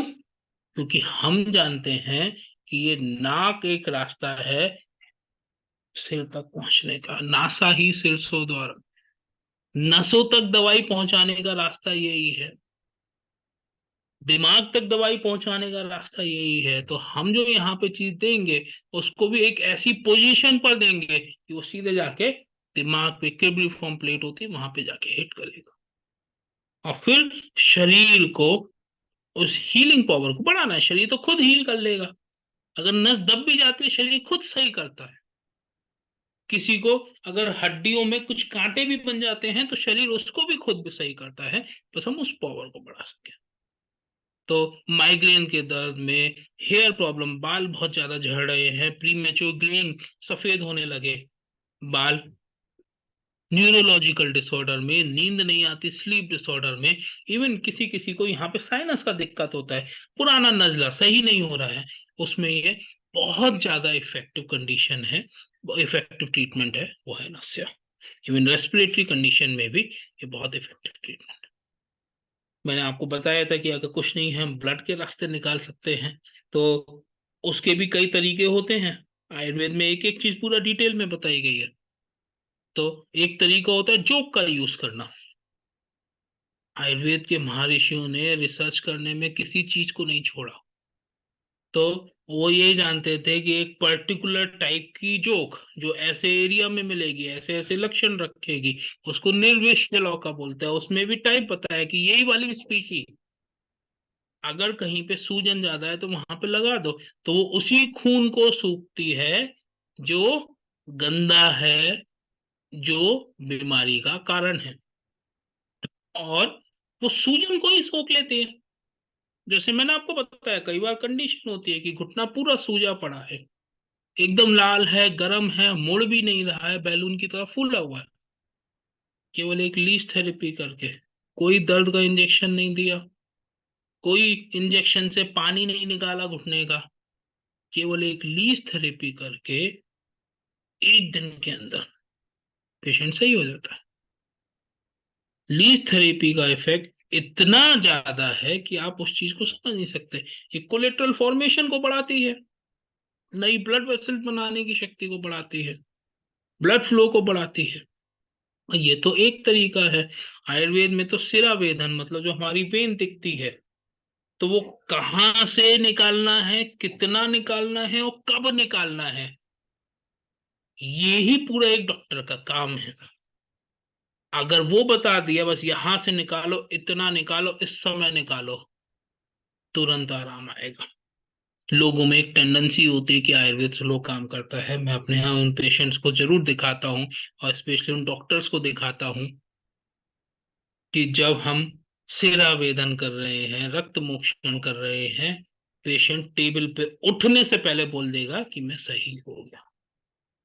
तो आयुर्वेद इतना तेज काम करता है। बस जरूरी क्या है, आपकी स्किल सेट प्रॉपर होना चाहिए, आपका जो डिसीजन है, क्लिनिकल डिसीजन, वो प्रॉपर होना चाहिए। कहाँ करना है, कब करना है, कितना करना है, ये थोड़ा सा मैंने प्रयास किया आप लोगों को उसके बारे में बताने के लिए। बेसिकली हम यूपी से हैं, बरेली से। वहां पे एक अस्पताल, अभी एक नया विंग हम खोलने का जा रहे हैं, Rameswaram Ayurveda and nature cure super speciality hospital, यानी कि सभी वो विधाएं जहां पर हम अपने शरीर की शक्ति को बढ़ा सके, हीलिंग पावर को बढ़ा सके, शरीर खुद ब खुद को सही करे, और बीमारी सही करने के साथ साथ बीमार होने से आपको बचा सके, तो सभी विधाओं का हम प्रयोग करते हैं। साथ साथ अगर यदि किसी व्यक्ति को एलोपैथ चिकित्सक की भी आवश्यकता है, तो उसका जो विशिष्ट चिकित्सक है, मैं पंचकर्म का विशेषज्ञ हूँ, पिछले 14 सालों से उसी में ही काम कर रहा हूँ। मैं हर चीज नहीं जानता, मैं हर चीज का एक्सपर्ट नहीं हो सकता। इसी प्रकार से जो व्यक्ति जिस चीज का एक्सपर्ट है, वो अपना वैसा कार्य करे, रोगी के साथ कभी धोखा ना करे। तो वो हम कार्य यहाँ पे इसमें करते हैं पिछले 2.5-3 साल से। क्योंकि बीच में मैं कुछ समय के लिए दिल्ली चला गया था। मेरा ग्रेजुएशन बेसिकली बनारस से हुआ है, बनारस हिंदू यूनिवर्सिटी, काशी हिंदू विश्वविद्यालय। उसके बाद में प्रयास किया पूरे इंडिया में घूम घूम के आयुर्वेद के उस विधा को सीखने का, उस ज्ञान को लेने का, डायरेक्ट डॉक्टरों के साथ रह के। फिर जो मेरा स्पेशलाइजेशन है, एमडी जो है, वो मैंने दक्षिण भारत में, कर्नाटक में हासन करके जगह पड़ता है, धर्मशाला हॉस्पिटल है 500 बेड का, वहां से किया है। फिर मैं बरेली आया, और बीच में क्योंकि दिल्ली चला गया, तो बरेली में बहुत ज्यादा रहने का भी मौका नहीं मिला। अब परमानेंटली अब बरेली आ गए हैं। लेकिन तब भी इन 2.5 साल में ये नंबर बता रहे हैं कि कितने मरीज सही हुए। और उस संख्या से ज्यादा हमारे लिए जरूरी ये होता है, कितना परसेंटेज ऑफ पेशेंट को आराम मिला। और हमारी पूरी कोशिश होती है कि उस 100% को हम अचीव कर सके। प्रैक्टिकली 100% पॉसिबल नहीं होता, मैं हर बीमारी सही कर दूं ऐसा नहीं है, या हर रोगी सही हो जाए ऐसा जरूरी नहीं है। लेकिन इस बात की गारंटी है कि हमारा प्रयास 100% से कम नहीं होगा। तो उसका हम प्रयास करते हैं। अ, कई डॉक्टर्स की टीम हमारे साथ जुड़ी हुई है, थेरेपीज जो पूरा एग्जीक्यूट करती है। उसके साथ साथ एक अवेयरनेस कैंपेन, क्योंकि जो हमारे ये आयुर्वेद की जो शक्ति है, बहुत प्रयास किया जा रहा है इसको दबाने का, कि आप लोगों तक ये पहुंच ना पाए। क्योंकि अगर आप बीमारी होने से पहले खुद को सही कर लोगे, तो उनकी दवाइयां कैसे बिकेंगी, उनके धंधे कैसे चलेंगे। तो इसलिए वो पूरा प्रयास करेंगे यह समझाने का आपको, अरे ये सब बेकार है।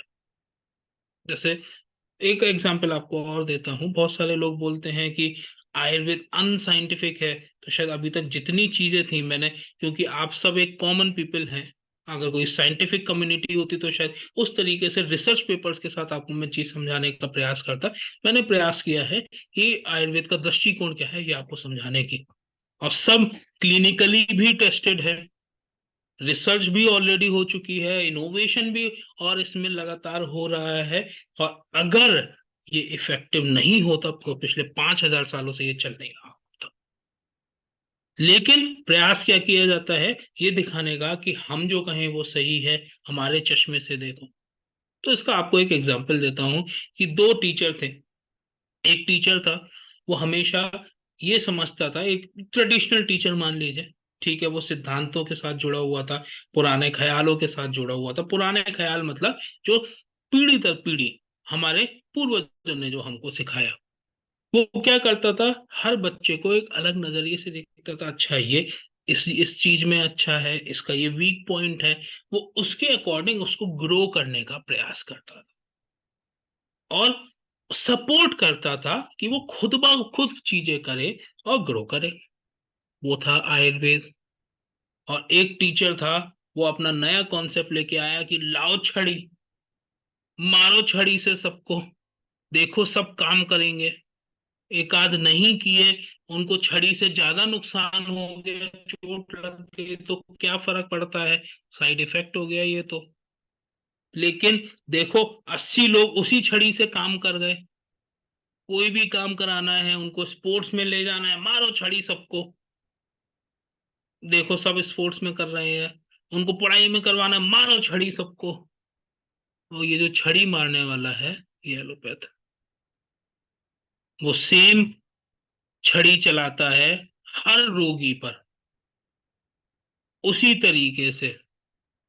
और इसलिए वहां पे साइड इफेक्ट मिलते हैं। आयुर्वेद में साइड इफेक्ट नहीं, साइड बेनिफिट मिलते हैं। क्योंकि अगर आप किसी छात्र पर ध्यान देंगे, उसकी कुशलता को बढ़ाएंगे, स्किल को बढ़ाएंगे, तो एक चीज में नहीं, वो सब चीज में बढ़ना चालू हो जाएगा। ये डिफरेंस है आयुर्वेद और एलोपैथ में।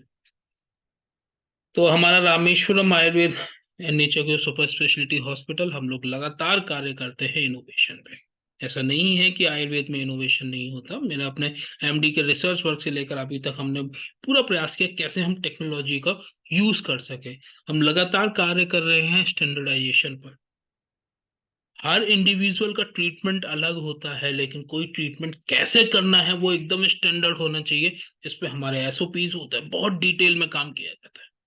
और आगे हमारा प्रयास रहेगा, क्योंकि अभी प्रैक्टिस के फील्ड में बहुत ज्यादा समय नहीं हुआ है। मेडिकल में तो 10 साल 15 साल को भी कम माना जाता है। तो आगे हमारा प्रयास रहेगा कि हम ये जो सोच को, इस स्टैंडर्ड को जो मेंटेन रख के चल रहे हैं, हम इसको आगे और बढ़ा सके, इंडिया और इंडिया के बाहर। क्योंकि यदि किसी को आयुर्वेद इलाज लेना है तो इंडिया ही आना पड़ेगा। यहाँ किसी को ऑपरेशन करवाना होता है तो सोनिया गांधी भी अमेरिका जाती हैं। लेकिन अगर बिल गेट्स को भी आयुर्वेद ट्रीटमेंट लेना होगा, उनको इंडिया आना पड़ेगा। तो हम इंटरनेशनल कोलेबोरेशन के साथ काम कर रहे हैं। और भारत सरकार का heal in India, heal by India project, इस पे भी काफी कुछ कार्य कर रहे हैं। तो आप हमारे साथ जुड़ सकते हैं। ये मेरा कॉन्टेक्ट नंबर है 9632324141। आप टोटली फ्री हैं मेरे को कभी भी व्हाट्सएप पे मैसेज करने के लिए। ये नंबर व्हाट्सएप पे भी अवेलेबल है। आपके मन में कोई भी डाउट हो किसी बीमारी से रिलेटेड, हम लोग पूरा प्रयास करेंगे कि जितना आपकी मदद कर सके। और हमारा एक तरीका रहता है कि वहीं पे कार्य करना है जहां तक हम कर सके। हमारे खुद लूप होल्स हैं। पिछले 14 सालों में मैंने ये चीज जानी है कि कौन से केस को लेना है, कौन से को नहीं लेना है, या किसको समय रहते सही जगह पर रिफर करना है। तो जो भी बेहतर हो सकता है वो करने का प्रयास करेंगे। हमारा हॉस्पिटल का ये एड्रेस है, इंदिरा नगर में, रामेश्वरम, बरेली। मेरी मेल आईडी है DR Animesh Mohan, ANIMESH MOHN आप कभी भी मेरे को मेल भेज सकते हैं। पिछले कई सेशंस में मेरे को बहुत खुशी होती है कि सेशन कंप्लीट होने के बाद मेरे पास कई सारे मैसेजेस आते हैं। मैसेज कई बार इस चीज की तारीफ करते हुए होते हैं कि आपने सेशन ऐसा लिया, ये बात अच्छी लगी। और उसके साथ साथ बहुत खुशी होती है कि लोगों के डाउट्स मेरे पास आते हैं, कि वो जानना चाहते हैं कि हमारे पड़ोस में किसी को ऐसी दिक्कत है, मेरे बेटे को ऐसी कोई दिक्कत है, तो इसमें क्या कारण हो सकता है। और मेरे पिछले 4 सेशंस में हमारे लिए सबसे बड़ी खुशी की बात यह है कि लोगों ने खुद को परिवर्तित किया है। एक पार्टिसिपेंट थी जो पिछले 1 साल पहले मेरे सेशन को अटेंड कर रही थी। उन्होंने मेरे को बताया कि मैं इतनी सारी एसिडिटी की दवाई खाती थी, खा खा के परेशान हो गई थी, और आपने जो तरीके बताए उसके बाद में आज मेरी सारी दवाइयां छूट गई और मैं सही हूँ। देखिए, हमको ग्राहक नहीं बनना है फार्मा कंपनी का, हमको उनके धंधे नहीं चलाने हैं, हमको हमारे शरीर को सही रखना है। इस जीवन में ये शरीर एक ही बार मिलता है। तो आप कोशिश करें कि जितना खुद को स्वस्थ रख सके बगैर दवाइयों के, वो अच्छा है। तो अगर किसी भी प्रकार का कुछ डाउट है, वो आप मेरे से पूछ सकते हैं। now session is open for the queries. हाँ, दीप सर। थैंक यू सर, बहुत बहुत धन्यवाद आपको। काफ़ी अच्छे से आपने पंचकर्मा जी, अधिकतर क्योंकि नया सब्जेक्ट है, लोगों को, बहुत कम लोगों को पता है, आपने इतना विस्तृत ढंग से बताया। तो कुछ लोगों के, साधकों के कोई क्वेश्चन है तो आप लोग बताइए प्लीज। बहुत बहुत साधुवाद अनिमेश जी, बहुत अच्छा लगा, आपने बहुत विस्तार से नमस्कार सर। मार्गदर्शन किया। धन्यवाद सर। वंडरफुल। डॉक्टर साहब, आपने तो इतनी नॉलेज दी कि उसको हम लोग कितना रिटेन कर पाएंगे ये बहुत बड़ा मुश्किल है, और इससे ये होगा कि कुछ चीजें तो बहुत अच्छी तरह पता लगी। एक दो क्वेश्चन है डॉक्टर साहब की। इसी दिल्ली में काफी लोगों ने अपना पंचकर्मा का ऑफिस खोल करके बैठ गए हैं, और केरला के बच्चों को बुला करके और उन बच्चों से मालिश कराते हैं, और ऐसी मालिश कराते हैं कि आपकी हड्डी पसली जो है बराबर होने लगती है। I have not been able to understand why. I mean after all हमारे जैसे आदमी ने ये जो मालिश वगैरह का काम जो है बहुत कराया होगा जिंदगी में, लेकिन ये जो मालिश करते हैं इसमें कुछ पता नहीं, they need to be corrected. हालांकि ज्यादातर डॉक्टर्स आपके ही इलाके से आते हैं, मैंने देखा, या तो लखनऊ से, नहीं तो बरेली से, नहीं तो बनारस से, यही लोग आते हैं। लेकिन वही जो है दिल्ली में बैठ करके अपना जो है अकाउंट उन्होंने खोल रखा है, और बड़ा मुश्किल हो रहा है। और in any case I will come back to you on my, मैं तो पिछले 3.5 महीने से सफर कर रहा हूँ with the sciatica, and that it has traveled down to my knees also, right knee. I'm suffering. So what I'll do is that I'll send you my MRI report. क्योंकि इसमें ज्यादा टाइम लेना तो अच्छी बात नहीं होगा, बाकी लोग होंगे जो अपना क्लैरिफाई करना चाहेंगे। With anyway, thank you very much, I will revert back to you. Thank you very much. Thank you doctor साहब। Thank you sir. सर, इस बारे में मैं बस ये बोलना चाहूंगा कि ये एक अच्छाई भी है और बुराई भी। अच्छाई के साथ जुड़ी हुई बुराई है। पिछले 5 साल 10 साल में या इस दशक में हमने पंचकर्म का बहुत असर देखा है और एक प्रचार होते हुए देखा है। जब मैं दिल्ली में था, हमारे बीजेपी के जो अध्यक्ष हैं और भूतपूर्व स्वास्थ्य मंत्री हैं जेपी नड्डा जी, उनका खुद विरेचन मैंने कराया। ऐसे ही कई सारे केंद्रीय मंत्री लगातार आते रहते हैं, चाहे वो स्मृति ईरानी जी हो, चाहे हमारे हरिवंश नारायण जी हो जो डिप्टी स्पीकर है, या फिर जितने भी बड़े बड़े पॉलिटिशियंस हैं, जितने भी बड़े बड़े बिजनेसमैन हैं, इवन बॉलीवुड से रिलेटेड लोग। अक्षय कुमार ने तो पूरा एक वीडियो डाला था कि वो साल में एक बार जाके पंचकर्म जरूर कराते हैं।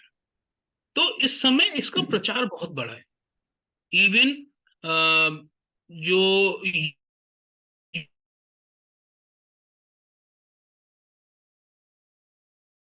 ट्रीटमेंट लिए थे, अभी राहुल गांधी जी कोटिकल होकर के आए थे। तो समस्या क्या होती है कि जब किसी चीज का प्रचार ज्यादा होने लगता है तो उसके साथ साथ उसका फायदा उठाने वाले गलत लोग भी आने लगते हैं। आपने इस पूरे पंचकर्म का, मेरा 1 घंटे का लेक्चर था, आपने ये मालिश चीज नहीं सुनी होगी कि मैंने बोला कि एक दिन हम क्या करते हैं, जो अभ्यंगम करते हैं वो भी वमन से पहले विरेचन है कि उस बॉडी को तैयार करने के लिए। लेकिन लोगों ने, एक क्रिटिकल प्रोसेस है, इसमें पेशेंट एक्सपायर तक कर सकता है, तो ये हर कोई नहीं करता। विरेचन एक टिपिकल प्रोसेस है जिसमें इतनी बार मोशन होता है कि पेशेंट सीरियस हो सकता है, ये हर कोई नहीं कर सकता। लेकिन मालिश करना वो तो पंचकर्म का पार्ट नहीं है, वो तो एक पूर्व कर्म है, वो तो एक तैयारी है। तो लोग उसको ही दिखाने लगते हैं कि ये पंचकर्म है, ये पंचकर्म है, हम पीछे कटी बस्ती कर दिए, ये पंचकर्म है, हम जानू बस्ती कर दिए, पंचकर्म है, हम पोटली कर रहे हैं, ये पंचकर्म है। पर इसमें कमी उस कॉमन पब्लिक की तो है ही कि वो सही लोगों को नहीं पहचान पाते।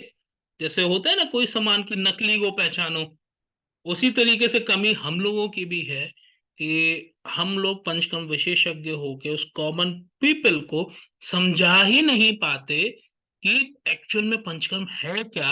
और आप अगर जानते होगे कि ये पंचकर्म है तो आप इन धोखाधड़ों से, इन जो नकली जो पंचकर्म चला रहे हैं, उनसे बच पाओगे। शियाटिका जो कंप्लेन होती है, इसमें कमर पे नस दबने लगती है। वो नस दबने का कुछ भी कारण हो सकता है। हो सकता है आपकी जो गद्दी है वो बाहर निकल आई हो सकता है कि आपकी जो रीढ़ की हड्डी है उसमें कुछ कांटे बन रहे हो, ऑस्टियोफाइट बन रहे हो सकता है आपका पोस्चर गलत होने से वो आगे पीछे हो गया हो, कि उसके बीच में से जो नस निकल रही है वो दब रही है। तो डिपेंडिंग अपॉन कंडीशन, लगभग 99% ऑफ पेशेंट शियाटिका के सही हो सकते हैं समय रहते सही इलाज के साथ। उसको कंट्रोल किया जा सकता है। तो बाकी आपकी रिपोर्ट देख करके मैं बता पाऊंगा कि आपकी क्या कंडीशन है, किस तरीके से कंट्रोल कर सकते हैं। और लेकिन उसमें केवल मालिश से इलाज हो जाए ऐसा कुछ भी जरूरी नहीं है। प्रिकॉशन आपको लेना ही होगा। और एक्सरसाइज का भी एक बहुत बड़ा रोल होता है, वो आपको पूरा प्रॉपरली करना होगा, जिससे आपको ये बीमारी आगे ना बढ़े। जिस स्थिति पे है, उस स्थिति पे रुक जाए। और इसका रिवर्सल भी होता है। हमारे पास बहुत सारे पेशेंट, ज्यादातर पेशेंट इस बीमारी के हैं जो सही होकर के जाते हैं, बिस्तर स्ट्रेचर पे लाया जाता है और दौड़ते हुए वो जाते हैं। Thank you very much. मैंने 11 दिन कराया था, कोई फायदा नहीं हुआ है। I will send you the report. Thank you very much doctor साहब। श्योर। और क्या ट्रीटमेंट कराया ये भी देखना बहुत जरूरी है। और मैंने एक चीज आपको और बताई, मैं हमेशा एक लेक्चर में, अपने लेक्चर में ये बात बोलता हूँ कि 100% पेशेंट हम सही कर दें ऐसा जरूरी नहीं है। ये हमारा स्किल होना चाहिए कि हम समय रहते पेशेंट को ये समझा सके कि कब क्या करना। बहुत सारे पेशेंट मेरे पास आते हैं जिसमें फुट ड्रॉप हो गया। फुट ड्रॉप यानी कि नस इतनी दब गई कि वो उसको पैर के तलवे को रोक नहीं पा रही है और वो नीचे हो गया। तो उस कंडीशन में अगर कभी नर्व कंप्रेशन बहुत ज्यादा है कि स्पाइनल कॉर्ड दब रही है, तो उस समय पर तो सीधे सीधे पेशेंट को रेफर करना है कि इमीडिएट सर्जरी करवाओ। और कब कौन सा ट्रीटमेंट करना है, कैसा ट्रीटमेंट करना है, ये बहुत कुछ जरूरी होता है। तो बाकी मैं रिपोर्ट देख करके आपको बताता थैंक यू कर्नल साहब वेरी एक दो दिन के लिए बरेली आ जाइए। हूँ। कर्नल साहब एक दो दिन के मच। लिए बरेली आ जाइए हमारे आतिथ्य में। आ जाएंगे, आ जाएंगे, आ जाएंगे, आ जाएंगे। जाना तो पड़ेगा ही, इतना अगर कमर ठीक करानी है तो। डॉक्टर साहब, मैं समझ रहा हूँ कि चूंकि समय भी काफी हो चुका है और आपने बहुत ही अच्छी और बड़ी रेलेवेंट जानकारी दी है। कुछ चीजें जो आपके जो बेसिक कंसेप्ट जो आपने बताए हैं उसमें से ये निकल कर आती है कि शरीर का विरेचन, शरीर की सफाई, ये एक प्रमुख चीज है जो कि पंचकर्म के माध्यम से होती है। तो क्या हमारे साधकों के लिए कुछ ऐसी चीजें, उदाहरण के लिए व्रत है, जो कि आप जैसे आपने प्रारंभ में रिड्यूस वेट करने की भी बात की थी, तो व्रत से भी शरीर की सफाई का एक हिस्सा है। तो ऐसी कोई, एक तो यह है कि डॉक्टर के पास जाना, एक है कि अपने आप कुछ चीजें, अगर आपसे हम जानना चाहें कि 4-5 चीजें हम लोग क्या कर सकते हैं जो कि आंतरिक रूप से अपने आप हम पंचकर्म अपने शरीर के साथ कर सकें। इसी के साथ एक बमन, जैसे बमन भी यदि कोई करना चाहे तो थोड़ा सा सिंपल वे में किसको नहीं करना चाहिए, वो भी आप थोड़ा सा बता दें तो सही बताए सर। बहुत बहुत धन्यवाद अनिल जोशी जी अपने सवाल के लिए। और मैं चाहता भी ये हूं कि कभी भी हमारा कोई लेक्चर हो तो एक टेक होम मैसेज हो, कि लोगों को लगे कि हमने अपने इस कीमती समय में, हर किसी का समय कीमती है, कि आपने 1 घंटा दिया तो आप अपने साथ क्या लेकर के जा रहे हैं। देखिए, एक चीज है कॉन्सेप्ट, जो मैं लगातार बात कर रहा हूं, मैंने कुछ एग्जाम्पल भी देने का आपको प्रयास किया कि हमारी बीमारी एकदम व्यक्त रूप में नहीं आती है, वो पहले अव्यक्त रूप में होती है, वो पूर्व रूप में होती है। हमको वो चीज समझना। जैसे आज शायद मैंने आपको बुखार वाला बताया है, आप कोशिश करिएगा इसको आगे कभी भी अगर होता है कि क्या आपके शरीर पे क्या इफेक्ट पड़ रहा है। क्या अगर आपको गर्माहट महसूस हो रही है, सांसें गर्म हो रही हैं, आपको शरीर में थकान सी महसूस हो रही है, आंखें लाल हो रही हैं, आंखों से लग रहा है गर्मी निकल रही है, तो उस मोमेंट पर ही आपको बीमारी ना हो तो क्या करना है कि खाना सबसे पहले कम कर देना है। का आधा इलाज वही हो जाएगा, लंघनम परम औषधम। और अगर आपको बहुत ज्यादा दिक्कत हो रही है तो सोंठ का पानी पीना चालू कर देना है या जीरे का पानी पीना चालू कर देना है। तो इस टाइप की एक चीज हो गई कि आपको बीमारी होने से बचाना। दूसरा चीज क्या होता है, जैसे किसी को अगर एसिडिटी बहुत ज्यादा हो रही है या फिर किसी को एक जी में चलाने की उल्टी जैसा महसूस होने का कुछ टेंडेंसी हो जाए, तो देखिए शरीर खुद ब खुद कोशिश करता है दोष को बाहर निकालने की। अगर आपको लग रहा है कि बार बार उबकाई आती रहती है, उल्टी जैसी आती रहती है, मुंह में पानी आता रहता है, तो इसको पंचकर्म तो नहीं बोलेंगे, क्योंकि पंचकर्म तो एक बहुत कॉम्प्लेक्स और टिपिकल प्रोसेस हो गया जो कि एक कुशल वैद्य के देख रेख में ही होना चाहिए। उसी का एक छोटा रूप, जैसे वमन की जगह हम लोग इसको सद्य वमन बोल देते हैं, या फिर आयुर्वेद के षडकर्म में इसको कुंजल क्रिया बोलते हैं। तो अगर आपको बहुत ज्यादा एसिडिटी होती है, बार बार उबकाई आती है, मुंह में पानी आता है, तो क्या करना है, सुबह सुबह खाली पेट एक जग में लगभग 2 लीटर पानी लेना है। उसमें आधा चम्मच से 1 चम्मच उसमें नमक मिलाना है, सेंधा नमक। और वो भी कितना, मैंने आधा से 1 क्यों बोला, आप अपने आंसू को टेस्ट करके देखो, नमक आप कौन सा यूज कर रहे हो इस पे डिपेंड करेगा। थोड़ा सा अगर आप किसी भी चीज को लगातार देखते रहो तो आपके आंख में आंसू आ जाएगा, उसको लो, उसको टेस्ट करो, उतना नमकीन बनाना है उस पानी को, हल्का नमकीन, उसको गुनगुना करना है, और लगातार 4 से 5 गिलास बैठ करके प्रॉपर उसको पी लेना है। उसको अकंठ पान बोलते हैं, कि ऐसा लगेगा पूरा ऊपर तक आ गया। नॉर्मली क्या होता है, नमक का पानी भी आपको उल्टी इंड्यूस करता है। अगर उल्टी नहीं भी इंड्यूस हो रही है तो क्या करना है, ये 2 फिंगर्स को ले करके आगे की तरफ झुक करके पेट को थोड़ा सा दबा करके आप 2 फिंगर्स को लेके उसको जीभ को दबाएं। वो जीभ को जैसे ही दबाएंगे अंदर की सारी गंदगी अचानक से वॉमिट होके बाहर आ जाएगी। तो अगर किसी को सिर में भारीपन की भी समस्या होती है, माइग्रेन की समस्या तक कई बार इस कुंजल क्रिया से काफी इफेक्टिवली सही हो जाती है। अगर एसिडिटी की समस्या है, उसमें भी एक चीज बता दूं, एसिडिटी इस लेवल की नहीं होनी चाहिए कि आपको अल्सर हो। तो अगर इनिशियल स्टेज ऑफ एसिडिटी है तो ये चीज आप घर पे प्रैक्टिस कर सकते हैं। इसी प्रकार से विरेचन तो मैं नहीं बोलता कि आप घर पे करो बगैर किसी डॉक्टर के, लेकिन षडकर्म में एक क्रिया होती है जिसमें आप पानी पी करके और एक्सरसाइज करके उसको बाहर निकाल देते हो, मोशन हो जाता है, उससे पूरी की पूरी आंत साफ हो जाती है। ऐसे अगर नमक का पानी आपने किया पिया तो ऊपर से अगर निकल गया तो ठीक है, नहीं तो वो मोशन करा के उसको बाहर निकाल देता है। तो ये भी एक पंचकर्म है। पंचकर्म और कौन सा आप यूज कर सकते हैं, किसी को बहुत साइनसाइटिस की दिक्कत है या पुराने नजले की दिक्कत है, तो एक बेसिक सी क्लासिकल आयुर्वेद मेडिसिन अणु तेल वो आपको मिलता है। नॉर्मली हम लोग जो है नशे में उसको प्रवर मात्रा में जो बताई गई है उतने मात्रा में प्रयोग करते हैं, लेकिन एक उसका एक छोटा रूप है प्रतिमर्श नस्य। जुकाम बहुत होता है, सिर में इस जगह पे भारीपन बहुत ज्यादा रहता है, वो अणु तेल को लेके हल्का गुनगुना करके लेट करके गर्दन नीचे लटका के आपको दोनों नाक में 4 4 बूंद डाल लेना है। आप वो डेली डाल सकते हैं, बहुत इफेक्टिव चीज है। और जरूरी नहीं कोई दवाई ले, आपको अगर जुकाम चालू हुआ तो जुकाम चालू होने से पहले की एक स्टेज होती है कि हल्का हल्का यहाँ फंसा फंसा सा लगेगा, भारीपन सा लगेगा।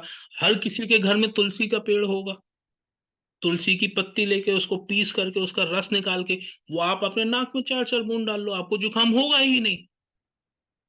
किसी को ऐसे ही अगर ब्लीडिंग की प्रॉब्लम होती है नाक से, एबिस्टेक्सिस बोलते हैं, तो पहले तो उसका ये कारण पता लग जाएगी। ऐसा नहीं कि आपको कोई बीपी आपको बहुत ज्यादा बढ़ा हुआ है उसकी वजह से ब्लीडिंग हो रही है और आप बगैर डॉक्टर को दिखाए ये सब ट्रीटमेंट कर रहे हो, तो ऐसा जरूरी नहीं।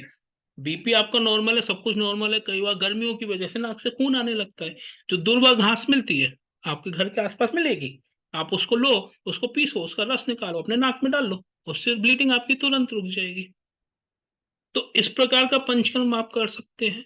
अगर आपको लगातार सिर में दर्द की समस्या बनी रहती है, हल्का हल्का पूरा एकदम जकड़ता है सिर, इस टाइप की दिक्कत होती है, तो आप कुछ नहीं तो गाय का देसी घी वो ले करके 4 4 बूंद अपनी नाक में डालेंगे, इसको भी प्रतिमर्श से बोलते हैं। ये भी बहुत इफेक्टिव चीज है जो आप कर सकते हैं, पंचकर्म का एक पार्ट है। ऐसे ही पंचकर्म नहीं, पूर्व कर्म की चीजें होती हैं। किसी को घुटने की समस्या है, घुटने में कट कट की आवाज आती है, घुटना पूरा खुल नहीं पाता, घुटना बंद नहीं हो पाता, उसमें सूजन ना हो, क्योंकि सूजन होगी तो वहां पे हमको दूसरी चिकित्सा करनी है। सूजन खत्म हो गई लेकिन कट कट की आवाज आती है, तो उस केस में एक फाया बना के, मतलब एक कॉटन का पैड बना के, उसमें हम कोई सा भी तेल ले ले, उसको भिगो करके उसके चारों तरफ लगा दें। तेल को गुनगुना करके उस फाये को भिगोया, गीला किया, चारों तरफ लगा दिया और किसी भी पत्ती से कवर कर दिया। केले का पत्ता ले सकते हैं, एरंड का मिल जाए तो एरंड का पत्ता ले सकते हैं। उसको कवर करके बांध दिया, लगभग 3-4 घंटे बांध के रखा, तो ये हो गया पिच्चू बंधन। तो ये बहुत इफेक्टिव ट्रीटमेंट है, आपके जोड़ के दर्द को वो सही कर देगा। ये भी एक प्रकार का पंचकर्म हो गया। किसी को गठिया की तेल को दिक्कत है, गरम करना है डॉक्टर साहब, क्या तेल को गरम करना है या हाँ, तेल को साथ? गर्म करके, ठंडा तेल नहीं लगाना, तेल को गर्म करके। गर्म भी कैसे करना है, कटोरी में तेल निकाला, पतीले में पानी गर्म किया और फिर उसके ऊपर रखा, कभी वो टेम्परेचर बहुत ज्यादा नहीं जाएगा, और उसके अलावा जो तेल के जो औषधीय गुण हैं वो उसमें बने रहेंगे। तो वो पिचू बंधन आप कर सकते हैं। किसी को गठिया की दिक्कत है, सुबह सुबह उठ रहे हैं, हाथ जकड़े हुए हैं, मुड़ ही नहीं पा रहे हैं, तो ये गठिया की दिक्कत होती है। तो इसमें कौन सा पंचकर्म आप कर सकते हैं, आपके आसपास रेता मिलेगी, बालू, बालू लेकर के उसको छाना, आधा मग्गा बालू लिया, आधा मग्गा सेंधा नमक लिया, दोनों को मिक्स कर लिया, जैसे मूंगफली वाला एक कढ़ाई में गरम करता है, इस तरीके से हमने कढ़ाई में उसे गरम किया, थोड़ी हीट उसके अंदर आ गई, एक मोटा कपड़ा लिया, चादर का कपड़ा या इस टाइप का कोई भी कपड़ा, उसमें उसको डाल करके एक मग्गे रेता और नमक को पोटली बना ली, हल्के हल्के ऐसे रखते हुए हमने इसकी मालिश कर ली, मालिश के सिकाई कर ली, ऐसे रखते हुए तुरंत तुरंत जो जकड़ाहट है वो खत्म हो जाएगी। ये भी एक प्रकार का पंचकर्म है, जो आप अपनी डेली रूटीन में ले सकते हैं। इवन अगर कभी बुखार बहुत ज्यादा हो रहा है, कंट्रोल से बाहर है, पूरे शरीर में भारीपन महसूस हो रहा है और साथ साथ उल्टी जैसा महसूस हो रहा है, तो उस केस में क्या करना है, पहला चीज तो बुखार जब भी हो तो खाना हल्का करना है, और दूसरा चीज पानी पी करके उल्टी कर देना है, जो मैंने आपको बताया कुंजल क्रिया, बुखार आपका तुरंत कम होना चालू हो जाएगा। तो इस प्रकार का पंचकर्म आप यूज कर सकते हैं। सिरा वेदन, ये बहुत इफेक्टिव चीज है। अगर आपको लगता है कि आपके शरीर में जलन जैसी दिक्कत होती है, लाल पड़ता है, सूजन बहुत ज्यादा आती है, और आप रेगुलर खट्टी चीजें ज्यादा खाते हैं, तो ये रक्त तुष्टि का लक्षण है। तो इस केस में कुछ नहीं तो आप ब्लड डोनेट करके आ जाओ, आपको उससे भी फायदा मिल जाएगा, क्योंकि जो इम्प्योर ब्लड है वो बाहर निकल जाएगा। तो ये कुछ टाइप के, इस टाइप के पंचकर्म हो गए जो आप घर पे प्रैक्टिस कर सकते हो। जब भी हम घर की कोई चीज बताते हैं, इसको होम रेमेडी बोलते हैं। तो होम रेमेडी का एक सिद्धांत होता है, वो भले ही फायदा बहुत ज्यादा करे ना करे पर नुकसान नहीं करनी चाहिए। तो शायद मैंने कोशिश करी है कि आपको पंचकर्म के ऐसी ऐसी चीजें बताई जो आप घर पे कर सकते हो, नुकसान नहीं करेगी लेकिन फायदा भी हल्के हल्के करके करेगी। जी डॉक्टर साहब, एक इसी चीज में मैं जोड़ना चाहूंगा कि जब आमतौर पर सर्वाइकल या साइटिका जैसे हम कर्नल साहब का देख रहे हैं, तो उसमें ये प्रिज्यूम कर लिया जाता है कि इसमें तो सर्जरी से ही ठीक हो सकता है। ये एक एलोपैथिक खास तौर से उस तरफ जाते हैं, और आयुर्वेदिक जो पंचकर्म या बाकी चीजें हैं वो चूंकि शरीर की क्लीनिंग की बात कर रहे हैं, करते हैं आमतौर पर, तो ऐसा लगता है कि इससे उसका उपचार कैसे हो सकता है। तो सर्वाइकल और साइटिका की स्थिति में घर में क्या कर सकते हैं, ये थोड़ा अगर आप बताएं तो। शायद ये क्वेश्चन लूंगा, ऑलरेडी समय बहुत हो गया, 8 बज गया है। सर्वाइकल होता क्यों है या sciatica होता क्यों है, सबसे पहले इसको समझना पड़ेगा। डॉक्टर साहब जैसे इसे में हम ये भी बता दीजिएगा, मोटा मोटा कैसे होना है। मुझे डॉक्टर्स बोलते हैं हाँ, पतले हो गए इसलिए हो रहा है। मोटा होने की दवा। अच्छा अच्छा अच्छा, ठीक। हाँ, देखिए, सबसे पहले sciatica, ये सर्वाइकल की मैं बात कर रहा हूँ। जैसे एक बिल्डिंग में जो तार का कनेक्शन होता है, हम बिजली के तार डालते हैं, तो उसी तरीके से हमारे शरीर में एक नर्व्स का कनेक्शन होता है। मेन बॉक्स, सर्किट बॉक्स यहाँ रखा है, ब्रेन, और यहाँ से पूरे के पूरे शरीर में वो तार का जाल पहुंचाया जाता है। यहाँ से पीछे से वो मेन तार निकलते हैं, उनका गुच्छा निकलता है, जिसको स्पाइनल कॉर्ड बोलते हैं। अब जगह जगह पे हमको कनेक्शन के लिए तार निकालना है, तो वहां से बीच बीच में से जगह छोड़ी जाती है कि वहां से वो तार निकलते रहे, जिनको हम नर्व्स बोलते हैं। कि यहाँ पे है तो सर्वाइकल नर्व्स निकलेंगी, बीच में थोरेसिक निकलेगी, नीचे लंबर निकलेगी। तो होता क्या है कि अब वो तार के गुच्छे को हमको बीच बीच में से निकालना है, तो हड्डी को हम एक सा पाइप जैसा तो नहीं रख सकते जिसके अंदर से वो निकल रहा है।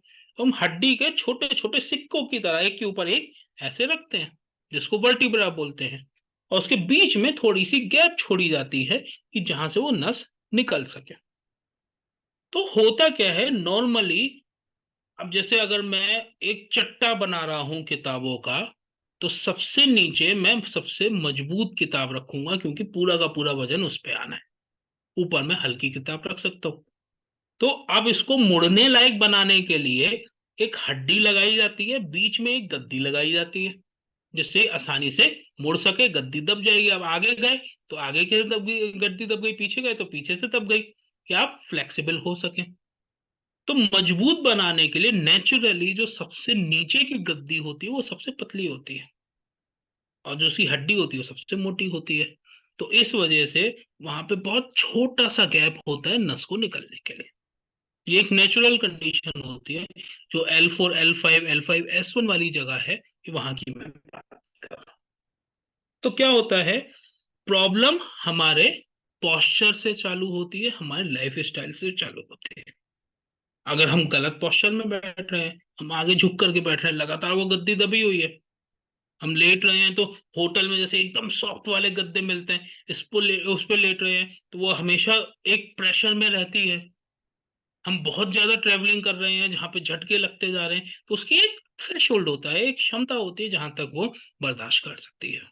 तो उसके बाद में अगर वो गद्दी दब जाए और बाहर निकल आए, तो जहां से तारों का गुच्छा निकल रहा है वो उसको दबाने लगे, या फिर वो गद्दी दब जाए और जहां से गुच्छा निकल रहा था वो जो रास्ता था उसको संकरा कर दे, या फिर जो हमारी हड्डी है उसमें कोई समस्या आ जाए कि हड्डी गलने लगी, उससे वो स्पेस कम हो गया, इसलिए वो रास्ता संकरा हो गया, या फिर हमारी हड्डी में कुछ कांटे निकलने लगे जो उस गद्दी को दबाने लगे, छूने लगे वो उसको, नसों को।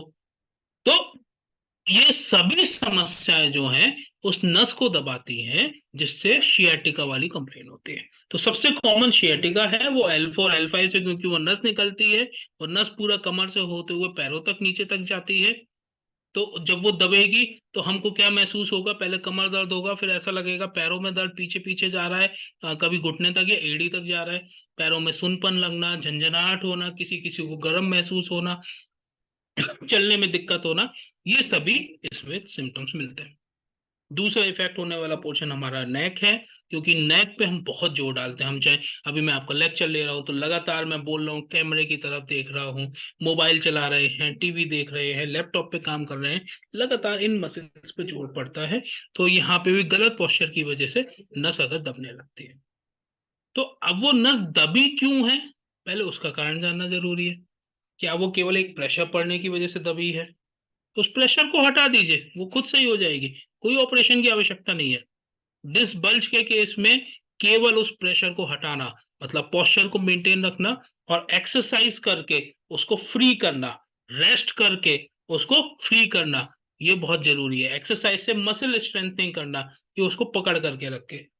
अगर कोई 25-30 साल का पेशेंट है, डिस्क बल्ज के साथ कंप्लेन के साथ आता है, मैं कई बार उसको दवाई तक नहीं देता, केवल उसको पोस्चर करेक्ट करने को बोलता हूँ, उससे पेशेंट सही हो जाता है। दूसरी कंप्लेन आई कि ये गद्दी पूरी निकल करके बाहर आ गई। अभी कितनी बाहर निकली है उस पर डिपेंड करेगा कि पीछे आ जाए। तो वो ट्रीटमेंट के द्वारा, दवाइयों के द्वारा उसको सपोर्ट मिलता है। मसल जो मांसपेशी है जो उसको पकड़ करके रखती है, वो उसको सपोर्ट देती है कि बॉडी उसको वापस से उस कंडीशन में ले आए। यहाँ पे भी ऑपरेशन की आवश्यकता नहीं होती। ऑपरेशन की आवश्यकता होती कब है? कभी झटका ऐसे लगा और हड्डी ऐसे सरक गई, आगे पीछे हो गई, तो ये तो कोई दवाई खींच के नहीं ला सकती।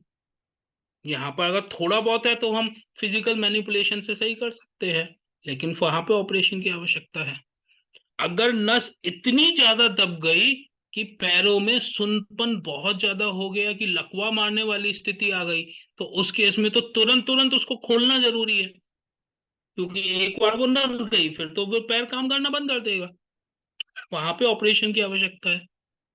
और सबसे बड़ी गलती, क्योंकि देखिए बिजनेस दोनों तरफ चल रहा है, यहाँ पे जब झूठे पंचकर्म वाले आपको झूठे वादों के साथ 10-10 11 दिन का सेशन करते हैं। केसी वर्मा जी ने अभी पिछले जो श्रोतागण थे उन्होंने बताया कि 11 दिन का पंचकर्म कराया, कुछ हुआ ही नहीं।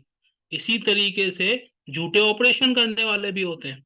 अगर आपकी हड्डी बहुत कमजोर है, सीवियर ऑस्टियोपोरोसिस है, उसमें कांटे निकले हुए हैं और आपकी नस दबी हुई है, आपने उसमें ऑपरेशन करवा लिया, तो उससे कभी वो सही नहीं होना बल्कि समस्या बढ़नी ही है।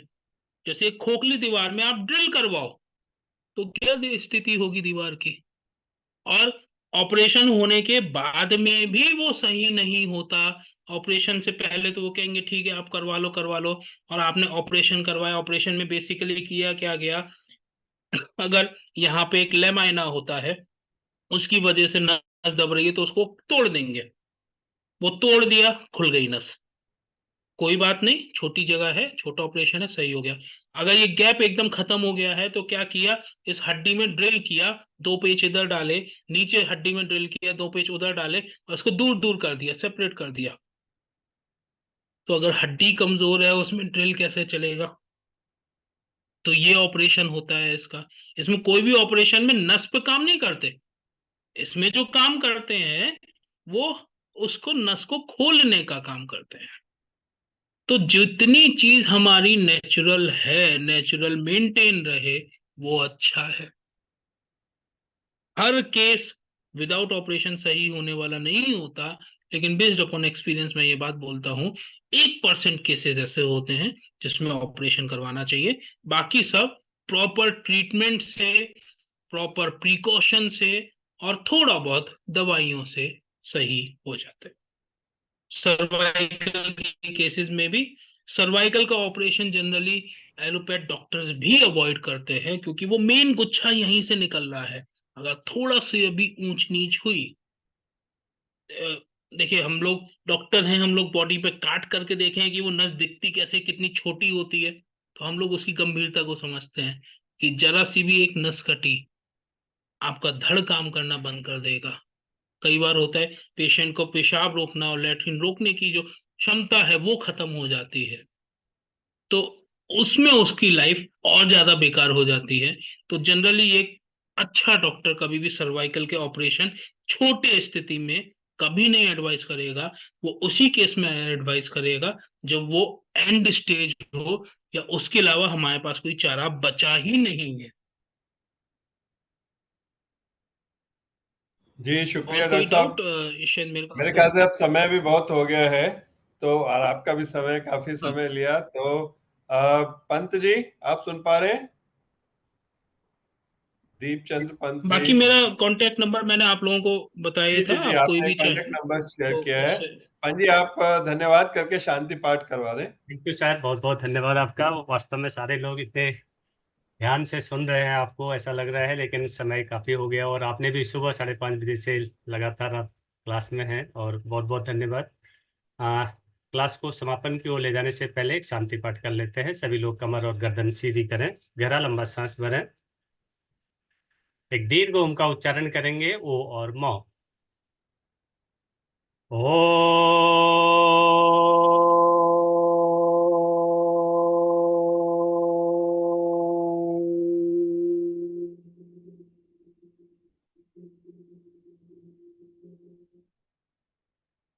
ओम द्यौ शांति अंतरिक्षे गुम शांति पृथ्वी शांतिरापः शांतिरोषधयः शांति वनस्पतयः शांतिर्विश्वे देवाः शांति ब्रह्म शांति सर्वगं शांति शांतिरेव शांति सामा शांतिरेधि।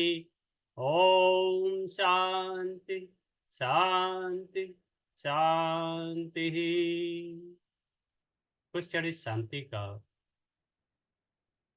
महसूस कीजिए, दोनों हाथों को आपस में जोड़िए, धन्यवाद करिए उस प्रभु का। आप सभी का भी धन्यवाद जो इस पृष्ठ पटल पर आप जुड़े हैं। दोनों हाथों से घर्षण करें, उससे निकली हुई ऊष्मा को अपने मुखमंडल पर लगाएं। आप सभी का दिन शुभ हो, मंगलमय हो, इसी कामना के साथ। और बाकी यदि आप लोगों को कोई भी क्वेश्चन हो और डॉक्टर साहब से रिलेटेड कुछ बात हो तो आप मुझे भेज सकते हैं, मैं डॉक्टर साहब तक आपकी बात पहुंचा सकता हूँ।